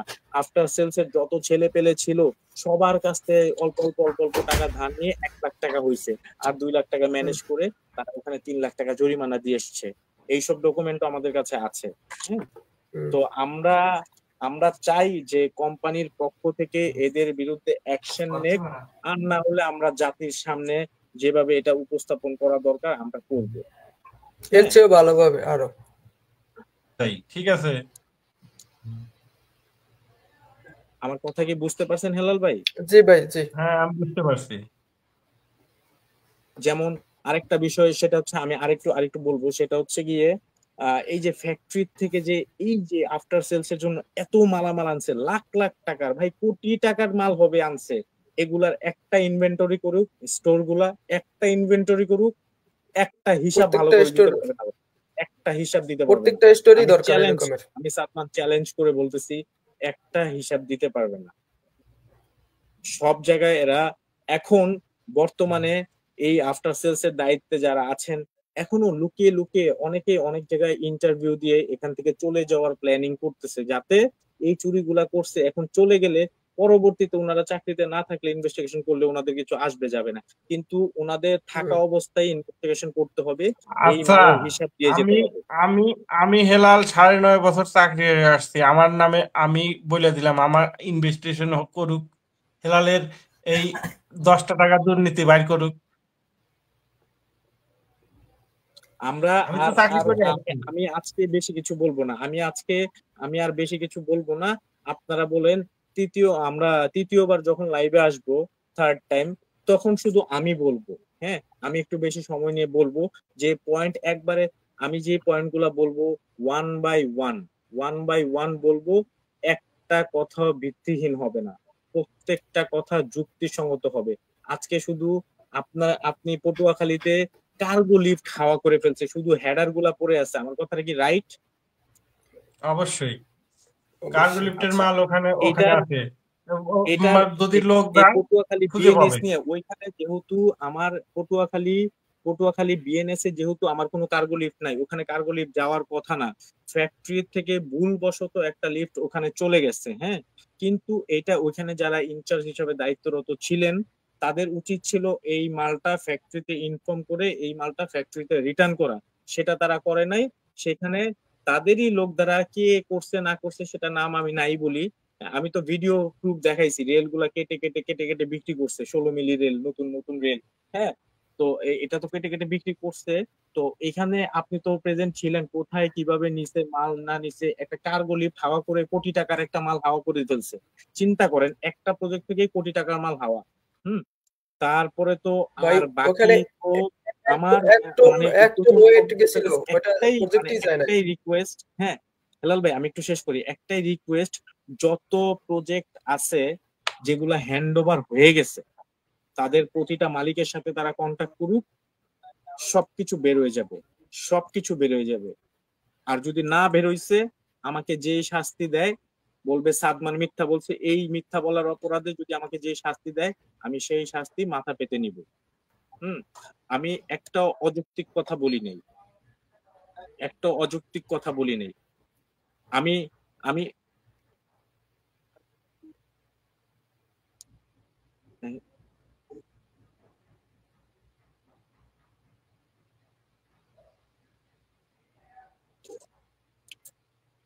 ঠিক আছে, আমি যেটা বললাম। তো আজকে আমি আর বেশি সময় নিব না। আপনি বাবুল, আপনি গুরুত্বপূর্ণ কিছু পয়েন্ট নিয়ে আপনি কথা বলেন, আমরা আজকে লাইভ না, শেষ করে দিব। আমরা গুরুত্বপূর্ণ গুরুত্বপূর্ণ ফুল আসলে কি ডাটা দুঃখের কথা, আমাকে ফাঁসানোর জন্য এত চেষ্টা করতো, ঠিক আছে, জয়নাল আর ইয়াসির আমাকে ফাঁসানোর জন্য অনেক চেষ্টা করছে। এই রেল রেল হারানোর পরে যে সময় কয়, হেলাল ভাই আপনি জড়িত ছিলেন, আমি এক পর্যায়ে বলছি যে আমি যদি জড়িত থাকি এই বুদ্ধিদাতা আপনি, ঠিক আছে, যে আপনি বুদ্ধি দিছেন, আপনার বুদ্ধির কারণে, তাইলে তুমি চিন্তা করো এরা কত খারাপ, যে একটা নিরপরাধ মানুষকে ফাঁসানোর জন্য কত চেষ্টা করে। কিসের কি আমি তার আন্ডারে কাজ করি, আমাকে সাহায্য করব তা না, আমাকে তো সাহায্য, আমি তো কোনো সাহায্য পাই নাই, যা করছি নিজে নিজেই করছি, অথচ তারা কিন্তু আমাকে ফাঁসানোর জন্য অনেক চেষ্টা করছে, এটার বিচারও আমি কিন্তু পাইনি। আচ্ছা, এর বিচার তারা করবে না, যদি এটাই করতো তো আমি এ বিচার করবে না, এ বিচার আমি চলে আসছি, আমার আর কোনো ইউ নাই আমার। আচ্ছা হেলাল ভাই, এই মাঝে আপনি মাঝে এক টাকার মাঝে দরজা মাঝে করি, লাইভ আপনি করব, আপনি মাঝে বাবুলকে মাঝে একটু লাইভ কথা করব, বলতে দিবেন। ঠিক আছে, ওই দেশ বিদেশে ছড়া দিব যা। বাবুল আপনি বলেন। আমি বলবো কিছু পয়েন্ট বলবো, আমি বিস্তারিত বলবো না, যে যে বিষয়গুলো নিয়ে আসলে তদন্ত হওয়া দরকার নিরপেক্ষভাবে। আমি এটা জাস্ট মালিক পক্ষের কাছে আমি মানে আবেদন এটা যাতে তারা করে, যে লিফটের যে সব স্টোর গুলা তারা যেগুলা বর্তমানে তারাই সবগুলো পরিচালনা করতেছে, তো লিফটের সব স্টোর যেটা ইনস্টলেশন সাপোর্ট স্টোর হিসাবে ব্যবহার করা হয়, এবং আফটার সেলস এর যে স্টোর গুলো আছে যেগুলা তারা ফ্যাক্টরি থেকে মালামাল বের করে আফটার সেলস ইউজ করবে সেটা বলে, তো সেটা সবগুলা স্টোর এবং কি কি মালামাল স্টোরে গেছে, কোথায় কোথায় ইউজ করছে, কি পরিমাণ কোম্পানি লাভবান হয়েছে সেটা সঠিকভাবে তদন্ত করুক, সেটা একটা বিষয়। দুই নম্বর হলো যে যে গেট পাস গুলো হয় আসলে লিফট ওয়ালটনে মূলত 100টা গেট পাস হলে, আপনি যেটা আগেই বলছেন 100টা গেট পাস হলে 99টা হয় লিফট সেকশন। আসলে এত গেট পাসের তো কোনো দরকার নাই, কারণ একটা লিফট যখন আমরা সেল করি তো লিফটে সেল করার যখন ডেলিভারি হয় তার সাথে সকল মালামাল যায়, সেখানে দুই একটা মিস্টেক হইতে পারে, সেটা কেবিন হইতে পারে, কিন্তু রেল কন্ট্রোল তারপরে যেগুলা মানে কমন জিনিস সেগুলা কিন্তু মিস্টেক বা ভুল এরকমের কিন্তু ড্রয়িং ভুল এরকমের হয় না। তো তারা যেটা করে এইসব রেল থেকে কন্ট্রোল একটা স্ক্রু নাট এগুলো সবই তারা এক প্রজেক্টে প্রায় 10, 15, 20, 12 এগুলা যায়। আসলে এগুলা কোথায় যায় কি করে সেটা সঠিক তদন্ত। এবং গত 2 বছরে আসলে যে আমাদের বর্তমান সিবিও স্যার জেনান স্যার, সে আসলে মূলত সেই তো এই সবকিছু নিয়ন্ত্রণ করে। সে আসলে 2 বছরে তার যে কোটি কোটি টাকার সম্পত্তি সে করছে, আসলে সেটা এই চাকরি করে সম্ভব কিনা আমি জানি না। তো সেটার একটা সঠিক তদন্ত, যেহেতু সে কোম্পানিতে কর্মরত আছে, সেটার একটা সঠিক তদন্ত দরকার। আমার কথাগুলো কি শোনা যায় ভাই?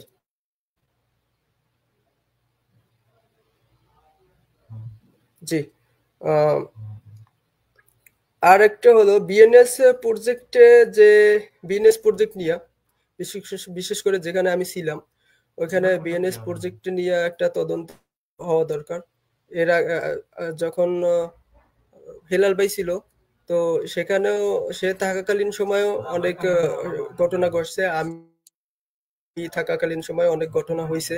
তো এই সকল বিষয় নিয়ে এই প্রজেক্টটার জন্য আলাদাভাবে একটা ইনভেস্টিগেশন হওয়া দরকার, নিরপেক্ষ। 5 নাম্বার,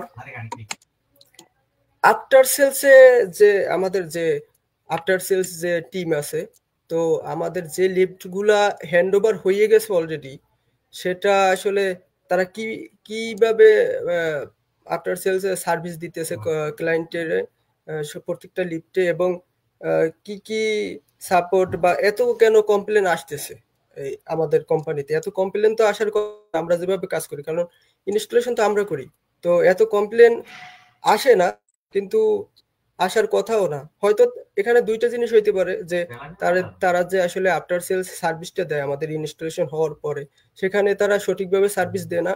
দ্বিতীয়ত হইতে পারে যে আসলে আফটার সেলস এর সার্ভিস ঠিকই হয়, কিন্তু কমপ্লেনের নাম করে তারা বিভিন্ন মালামাল, বোর্ড, ইলেকট্রিক পার্টস, ছোট বড়, সেগুলো আসলে তারা নিয়ে যায়, কিন্তু কোম্পানিতে যায় না, সেটা আউট করে দেয়। তাদের যে আসলে দুর্নীতিটা এভাবেই করে, তো এটা একটা হইতে পারে। আর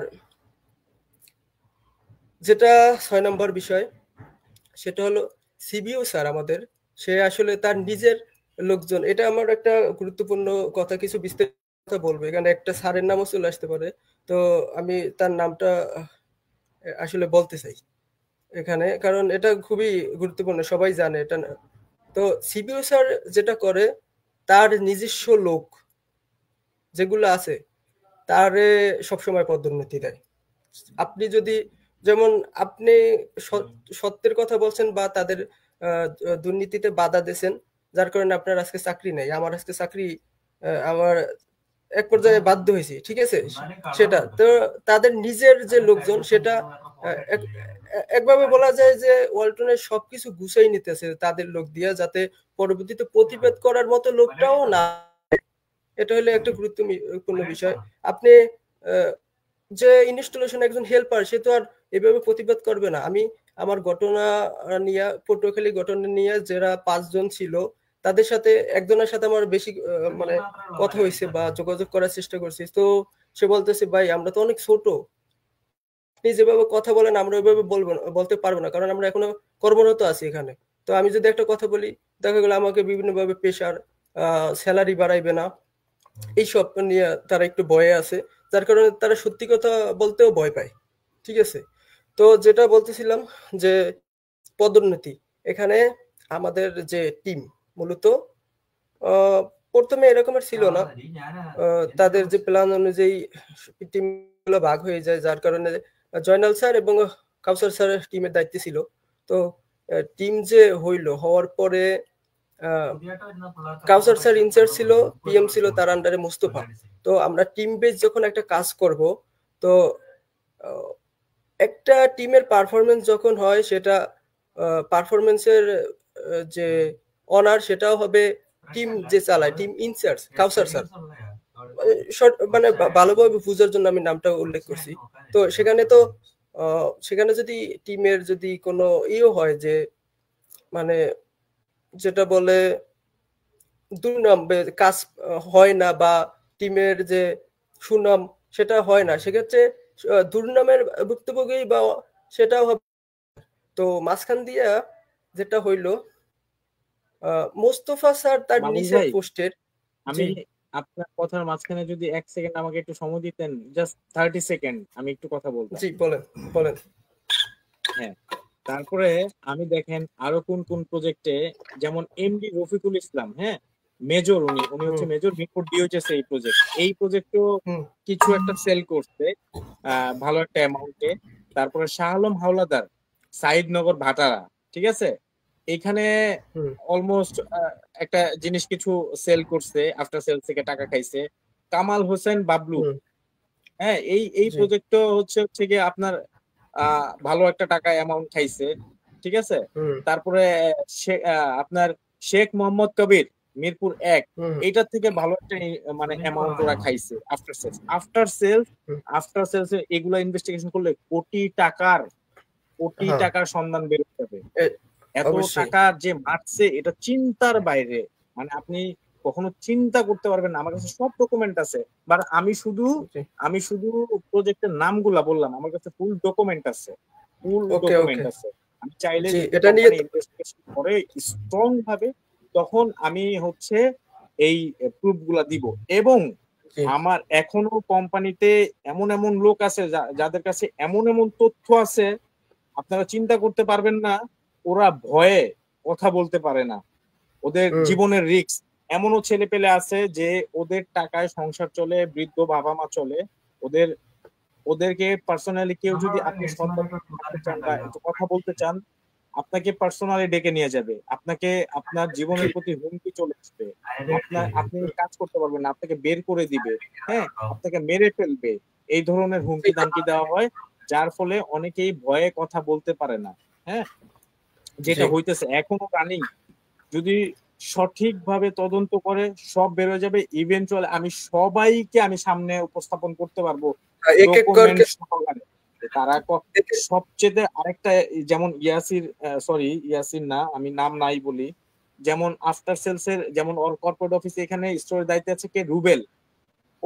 ওরে ধরেন, ইনভেস্টিগেশনে যান, কোটি টাকার তথ্য বেরোবে এবং মালামাল বেরোবে কোটি টাকার, যে কোথায় গেছে না গেছে। ও হচ্ছে ওইখানের একটা, ওই যে আলাদিনের চেরাগ বলতে একটা কথা আছে না, যেমন আলাদিনের চেরাগ পেলে আমরা ঘষা দিয়ে তথ্য বের হয়, ওই রুবেলরে ঘষা দেন, অনেক কিছু বের হয়ে যাবে। আফটার সেলস এর যারা দায়িত্বে আছেন বর্তমানে, তাদেরকে আপনারা চিন্তার বাহিরে কত টাকা যে খাইছে হিসাব ছাড়া। ভাই, আমার দেশের সম্পদ নষ্ট করার অধিকার তাদের নাই। এটা তাদের বাবা বা দাদার সম্পত্তি না, এটা দেশের সম্পত্তি, দেশের ক্ষতি। হ্যাঁ, তো আমার একটাই আকুল আবেদন কর্তৃপক্ষের কাছে, যে মালিক পক্ষের কাছে একটাই বারবার আকুল আবেদন, আপনারা সুষ্ঠু একটা তদন্ত করেন, একটা কমিটি গঠন করেন, নিরপেক্ষ একটা কমিটি গঠন করেন। গেট পাস, ফ্যাক্টরি থেকে মালামাল আনা, আফটার সেলস যে প্রজেক্ট গুলা শেষ হয়ে গেছে, ফ্রি সার্ভিস শেষ হয়ে গেছে, সেগুলা আপকামিং প্রজেক্ট, আর যেগুলা রানিং আছে সেগুলা ইনভেস্টিগেশন করেন। দেখবেন হাজার তথ্য বেরোবে, যেটা আপনারা চিন্তাও করতে পারবেন না। ওয়ালটনের কত টাকা মাইরা খাইছে, এগুলার বিচার করতে হবে। আমাদের হচ্ছে দাবি এটার বিচার করতে হবে, আমরা এটার বিচার চাই। অবশ্যই আর চাই। এখানে যারা ভুক্তভোগী আছেন তারা কেউই ভালো নাই। বর্তমানে যারা চলে গেছেন তারা তো অনেক কিছু ফেস করে গেছে, তারা একমাত্র ওয়ালটন কেউ ত্যাগ করতে চায় না। এই যে দেখেন আমাদের R&D যারা ইঞ্জিনিয়ার আছে সবাই বুয়েট থেকে ভালো ভালো জায়গা থেকে আসছে, তারা কেন চলে যাচ্ছে? কেউ কি এটার আনসার করতে পারবেন আমাকে? তারা কেন চলে যাচ্ছে? ইভেন্টুয়ালি যারা চলে গেছে, ইভেন আগে যারা চলে গেছে তারা কেন তারা কি কম মেধাবী ছিল? তারা শুরু থেকে এত কষ্ট করে ডিপার্টমেন্টটা কষ্ট করে দাঁড়া করাইছে, তারা কিছুই জানে না? তারা অনেক কিছুই জানে, তাদের মান সম্মান নিয়ে চলে গেছে, বন্ধ করে মাথাটা নিচু করে চলে গেছে। ভাই আমি আপনাদের প্রতি আরেকটা কথা বলবো, সেটা এই লাইভটা আপনারা যারা দেখতেছেন আপনারা শেয়ার করে দেন, আরো যেন 5টা মানুষ জানতে পারে, দেখতে পারে এরা কি পরিমাণ দুর্নীতি করতেছে। এরা আজকে ওয়ালটনে খাচ্ছে, আজকে ওয়ালটন থেকে বেরোয় অন্য কোনো কোম্পানি যাবে, কোম্পানি ধ্বংস করে ফেলবে। এক কথায় যেটা আমার কাছে, আমি ছোট মানুষ হিসেবে যতটুকু মনে হলো অতটুকুই বললাম, ওরা ধ্বংস করে দিবে। এরা ভাইরাস এদের সদস্য সবগুলো ভাইরাস, এরা ধ্বংস করে দিবে। এরা কোনো কোম্পানিকে বাঁচায় রাখবে না, নিজেরা নিজের গোলা ভরতে গিয়ে আরেকজনের দান খালি করে ফেলবে। ভাই আমার কথা শেষ করি, আমার বেশি কথা না, একটা পয়েন্ট আমরা শেষ করে দিই। জি জি, যেটা বলতেছিলাম যে টিম বেস যে কাজটা হয় সেটা কাউসার স্যার টিমের ইনচার্জ, PM মোস্তফা স্যার। তো সেক্ষেত্রে একটা টিমের যদি মানে সুনাম হয়, সেক্ষেত্রে সুনামটা মূলত কাউসার স্যারের উপরে যাওয়ার কথা, যেহেতু সে পুরো টিম গুলা ম্যানেজ করে এবং দায়িত্বে সে। তো সেখান থেকে যদি পার্সোনালি কারো যদি কোনো একটা টিমের মানে বেশি পারফরমেন্স থাকে, সেটা হয়তো প্রজেক্ট ওয়াইজ, যেমন 5টা ছেলে 5টা প্রজেক্ট করে, তার ভিতরে একটা ছেলে খুব ভালো কাজ করে, মাসে একটার জায়গায় 2টা লিফট সে হ্যান্ড ওভার দিতেছে বা ফিনিশিং দিতেছে, সেক্ষেত্রে ওইখানে আপনি সেটা পাবেন যে সে পারফরমেন্স ভালো। কিন্তু আপনি ইনচার্জে আপনি কিভাবে পারফরমেন্স খারাপ এটা প্রমাণ করলেন, যেখানে ইনচার্জের নিচে PM সে প্রমোশন পায় আর ইনচার্জ প্রমোশন পায় না? সেটা তো মানে কেমন হয়ে গেল না জিনিসটা? তো এটা করা হয়, এটা করার কারণ হলো যে ইনচার্জ যে আমাদের কাউসার স্যার, সে খুব ভালো লোক একজন, সে ওখানে থাকলে তাদের যে দুর্নীতি সেটা একটু কম হয়, মানে তাদের ওই পদটাও দরকার, ওই পদটা দখল করতে পারলে তাদের দুর্নীতিটা আরো বিস্তর ভাবে করতে পারে। যার কারণে মোস্তফা স্যারে ওইখানে বসাইয়া কাউসার স্যারের ডিমোশন দিয়ে দেওয়া হলো, অথচ এটা কোনোভাবেই মানে লিগ্যাল না, এটা অনৈতিক। মানে কোথায় কি ডিমোশন দিল না দিল ওইসব কথা আমরা এখন না বলি, কার কি ডিমোশন দিছে ভাই, ডিমোশন তো না, এটা আর কি জাস্ট, হ্যাঁ জাস্ট আপনি মূল পয়েন্ট আসেন, আপনার কাছে যদি না, এটা জাস্ট একটা উদাহরণ যে সে তার যে CBO বর্তমান, সে তার লোকজনকে এভাবে করেই আর কি প্রমোশন দেয় এবং দুর্নীতিতে যাতে তারা আমি আপনাকে একটু সময় নিই। এখানে বর্তমান যারা ম্যানেজমেন্টের দায়িত্বে আছেন, আপনি যদি তাদের কাছের মানুষ হন তাহলে আপনার কোনো চিন্তা নাই, আপনি বাসায় বসে ঘুমায় টুমায় দেখবেন আপনার সব বিল পাস হয়ে যাবে। হ্যাঁ, বিল পাস। আপনি যদি কাছের লোক না হন, আপনি আমার মতো, হেলাল ভাইয়ের মতো, আপনার মতো, বাবুলের মতো, হ্যাঁ এরকম মনে করেন অনেক কিছু ফেস করে নিজে রিজাইন দিয়ে চলে যেতে বাধ্য হবে। কথাটা ক্লিয়ার? হ্যাঁ, তো ওইসব কথা বলে লাভ নাই। আমরা আজকে আর বেশি সময় নিব না। আজকে লাইভটা আমরা যে চাইছিলাম ওইভাবে হয় নাই। তারপরে আমার কাছে যে লিস্ট আছে ওইটা নিয়ে আমি থার্ড লাইভে আমি আসবো, আপনাকে নিয়ে আসবো ইনশাল্লাহ।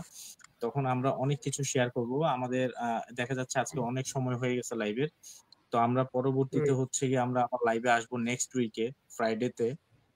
আচ্ছা, এটা আমি এখনই বলে দিলাম। আর আরেকটা কথা বলবো, যেটা হচ্ছে আমাদের জীবন নিয়ে হুমকি দুমকি যারা দিয়েছেন বা এই চিন্তা ভাবনা করতেছেন, আপনারা টোটালি রং। আপনি কোথায় আপনার জন্ম, কোথায় আপনার বাড়ি, কোথায় আপনার পড়াশোনা, কোথায় আপনার ব্যাকগ্রাউন্ড কি, আমরা কিন্তু সব জানি। এটা ভাইবেন না যে আপনি আমাকে হুমকি দিলেন, জীবনের হুমকি, আমার ফ্যামিলির হুমকি, আজকের পর যদি আমার বা আমার ফ্যামিলির কোনো ক্ষতি বা এরকম ধরনের কিছু হয়, ডাইরেক্ট আমি তো জানি, আমি অলরেডি সব নোট করা হয়ে গেছে, হ্যাঁ সব বের হয়ে যাবে। আপনারা যদি ক্ষতি করার চেষ্টা করেন তাহলে এটা হচ্ছে আপনাদের সবচেয়ে বড় বোকামি হবে। ঠিক আছে, আপনাদের যদি কোনো কিছু বলার থাকে ডিরেক্ট আমাকে বলেন। কি বাবুল, আমি কি কথাটা ঠিক বলছি? না না না, ঠিক আপনি আছে, আমাকে আমি মুখে ওইটাই আর দিবেন, কি ঠিক ওই আছে, দিন আমাকে দেন, রাত্রে কিন্তু আমার ফ্যামিলির দিকে আঙুল বলছিলাম। তুলবেন না। হ্যাঁ, আমার ফ্যামিলির দিকে আঙুল তুলবেন না ভাই। মরতে সবাইকে হবে। উপরে হলো একজন আছেন, উনি সব দেখতেছে। সত্যের কখনো মৃত্যু হয় না। ঠিক আছে, সত্যের কখনো মৃত্যু হয় না। আর সত্য চিরজীবন চাপা থাকে না। ওই যে মুরব্বীরা ছোটবেলা থেকে একটা কথা শুনে আসছিলাম যে চোরের 10 দিন, গৃহস্থের 1 দিন। চোর 10 দিন চুরি করবে, 1 দিন ধরা খাবে। এইটা বাস্তব, এই দুনিয়ার নিয়ম। হ্যাঁ, সো আমি আর আজকে তেমন কিছু বলবো না। বাবুল ভাই, যদি আপনি কিছু বলার থাকে শর্ট করে বলেন, আমরা আজকে লাইভ আর থেকে এখান থেকে 2-3টা পয়েন্ট আছে, বিদায় নিব। সেগুলা বলবো। 2-3টা হ্যাঁ, হ্যাঁ, পয়েন্ট হলো যে ফ্যাক্টরি থেকে সব জায়গায় তো ভালো খারাপ মানুষ থাকে। ফ্যাক্টরি কিছু ভালো মানুষ আছে যারা কোম্পানিকে ভালোবাসে। তো এরকমের কিছু তথ্য আসে, ছোট বড় সবাই কিছু তথ্য দেয় লাইভে। লাইভে আসবো শুনে অনেকে অনেক তথ্য দিছে। জি, সেটা হলো এখানে একটা ফ্যাক্টরি থেকে যে মালগুলা বের হয় বাকি গেট পাস আকারে যেগুলা এক্সট্রা মালামাল বের হয়, সেখানে নাকি টার্গেট দেওয়া হয়, এরকমের একটা নিউজ আসছে যে টার্গেটটা দেওয়া হয় এই মাসে এতগুলা আহ, মালামাল গেট পাস করতে হবে এবং ফ্যাক্টরির বাইরে নিতে হবে, যেটা আর কি পরবর্তীতে ওটা আমাদের লিফটের কাজে ইউজ না হয়, তারা বাইরে কোথাও সেল করে বা এরকমের কিছু।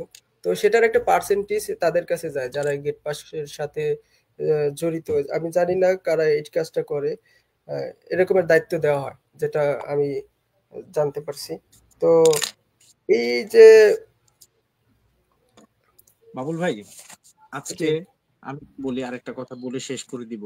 জি আজকে আর বেশি সময় দিব না, আজকে অনেক সময় নিয়ে নিচ্ছে, একটু ঝামেলা ইয়ে হয়ে গেছে। আমি আর একটু কথা বলি, সেটা বলে শেষ করে দিব। সেটা হচ্ছে এই যে আমাদের আহ এই কিছুদিন আগেও একটা ছেলে ইন্টারভিউ দিতে আসছিল ওয়ালটনের চাকরির হুম, জন্য, অনেক স্বপ্ন নিয়ে, ঠিক আছে। সে হুম, যখন রাস্তা দিয়ে আসে, তখন রাস্তা দিয়ে অর্ধেক রাস্তা পর্যন্ত আসার পরে শুনতে পারে ওর বাবা মারা গেছে। একটা টেলিফোনের মাধ্যমে শুনতে পারে যে ছেলেটার বাবা মারা গেছে। হ্যাঁ, তো যাই হোক, ছেলেটা ওখানে সেন্সলেস হয়ে রাস্তায় পড়ে যায়। তখন এখানে প্রশাসনরা ছিলেন। তো প্রশাসনরা আহ ছিলেন ওখানে, ওনাকে এক জায়গায় বসে রেস্ট করে পানি টানি দিয়ে সুস্থ করছে। হ্যাঁ, সুস্থ করার পর কি হয়েছে, তারপরে ছেলেটা আসছে ইন্টারভিউ দেওয়ার জন্য। চাকরিটা খুবই মানে আহ, দরকার, তার জন্য সে আসছে। সে ইন্টারভিউ বোর্ডে আসছে। আমাদের আফটার সেলসে যারা ছিলেন উল্টা পাল্টা অনেক ধরনের কোশ্চেন করছে। হুম। তাকে যে রেফারেন্স দিয়েছে, তো সেটা কে রেফারেন্স দিয়েছে সেটাও জিজ্ঞেস করছে। জিজ্ঞেস করার পর বলতেছে সে তো বেয়াদব, এই সেই অনেক ধরনের কথা। ভাই, একটা মানুষকে আপনি যদি মানে আপনি কর্পোরেট লেভেলের সিস্টেমে আপনি একটা ছেলেকে ইন্টারভিউ নেন, নিয়ে তাকে যদি মনে হয় যে সে এই চাকরির জন্য যোগ্য আছে বা যোগ্যতা আছে, আপনি দেন। আর নাহলে সে আপনি কোশ্চেন করেন, আপনি তাকে মার্ক দিবেন যে আপনি টিকেন নাই। হ্যাঁ, সে কে কে হচ্ছে ইয়ে করলো, কে খারাপ, কে ভালো, এগুলো বলার দরকার নেই। যাই হোক, আমরা এইসব বিষয় নিয়ে আর মাথা না, ঘামানোর দরকার নেই। আরেকটা পয়েন্ট, লাস্ট পয়েন্ট, যেটা লাস্ট পয়েন্ট, হ্যাঁ, লাস্ট আমরা পয়েন্ট আমরা হলো পরবর্তীতে আমাদের যে পয়েন্ট আছে, আপনার আমার আমার হাতে যে প্রমাণ আছে, আমরা প্রমাণ নিয়ে কথা বলবো। হ্যাঁ, প্রমাণের বাইরে ইনশাল্লাহ। কেউ আজকে কোনো কথা বলবো না। আমরা যেহেতু এটার দিকে একটু মনোযোগ রাখতে হবে। আমাদের এক্সপিরিয়েন্স কম, যার কারণে লাইভে অনেক ধরনের বুঝতে পেরেছি। পয়েন্ট তো আজকে ভিতরে আমরা ছিল এখানে না শেষ কিছু। করি, একটা আমাদের অনেক সময় নষ্ট হয়ে গেছে। হ্যাঁ, জি, মানুষের আর সাথে একটা পয়েন্ট, দেখা যায় একটা বেশি পয়েন্ট সময় আমি থাকতে বলি, গেলে এটাই ওনাদের আমার ফেড আপ লাস্ট হয়ে যাবে। পয়েন্ট। ঠিক লাস্ট আছে ভাই, পয়েন্ট একটা, তাহলে আজকে যেটা এই পর্যন্তই থাক। নেক্সট ফ্রাইডেতে আমি ইনশাল্লাহ প্রপার ভাবে একটা সিস্টেম করে আমি সবকিছু উপস্থাপন করব একবারে, ক্লায়েন্টের সবকিছু সহ, ইনশাল্লাহ। জি, না, লাস্টে একটা পয়েন্ট আমি বলি, যেটা হলো কোম্পানির যে মালামাল, যে ফ্যাক্টরির ভিতরে যে পারচেস করে, যারা যে মালামালগুলো পারচেস করে সেটা বা এসিএম পদে যারা কাজ করে, তারা বাহির থেকে যে মালামালগুলো পারচেস করে সেটা খুবই নিম্নমানের, যেটা আসলে আহ, এর সাথে মূল যে হোতা সে হলে মাজেদুর রহমান। আহ, বাইরে থেকে মালামাল নিয়ে আসে, সবগুলোই অন্যান্য দেশের রিজেক্টেড মালামাল, যেগুলো আমরা এখানে নতুন বলে মানে চালাই যে এটা নতুন, রিজেক্ট মালামালগুলো সে নিয়ে আসে। এগুলা ম্যানেজমেন্টকে দেখিয়ে উপর লেভেলে যারা আছে তারা একটা একটা মোটা অঙ্কের টাকা এইখান থেকে হাতিয়ে নেয়। এবং এই যে নিম্ন মানের যে মালামালগুলো, এগুলো আমাদের কিউসি মনে হয় অ্যাকসেপ্ট করে না, কিন্তু তারা এই জেনান বাহিনীর বিভিন্ন সদস্যদের সাথে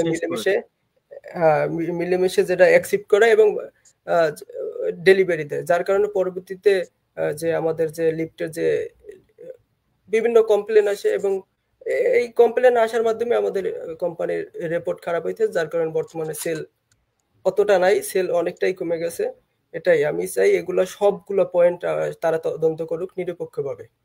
এবং লাস্ট একটা কথা, যে আমাদের মেজর স্যারকে আমি একটা উদ্দেশ্য করে একটা কথা বলতে চাই, সেটা হলো যে সে যাদের বিশ্বাস করে বা আশেপাশে যারা আছে, আসলে অতটা তারা বিশ্বাসযোগ্য না বলে আমাদের কাছে অনেক তথ্য আসছে। তো আমি স্যারকে বলবো, স্যার, সম্মানিত স্যার, আপনি আপনার আশেপাশে যাদের বিশ্বাস করতেছেন তাদেরকেও আপনি তাদের ছাড়াই একটা ইনভেস্টিগেশন করেন নিরপেক্ষ। অন্য আপনার তো আর লোকের অভাব নেই, আপনাদের অনেক কর্মকর্তা আছে যারা সৎ, তাদের দ্বারা ইনভেস্টিগেশন করান। তো তাহলে বের হবে যে আপনি যাদেরকে এতদিন বিশ্বাস করছেন তারা কতটা ভালো, নিরপেক্ষ এবং আপনার মানে আপনাকে উন্নত, আমাদের ওয়ালটনকে কতটা উন্নতি করছে এবং কতটা ডাউনগ্রেড করে দিছে।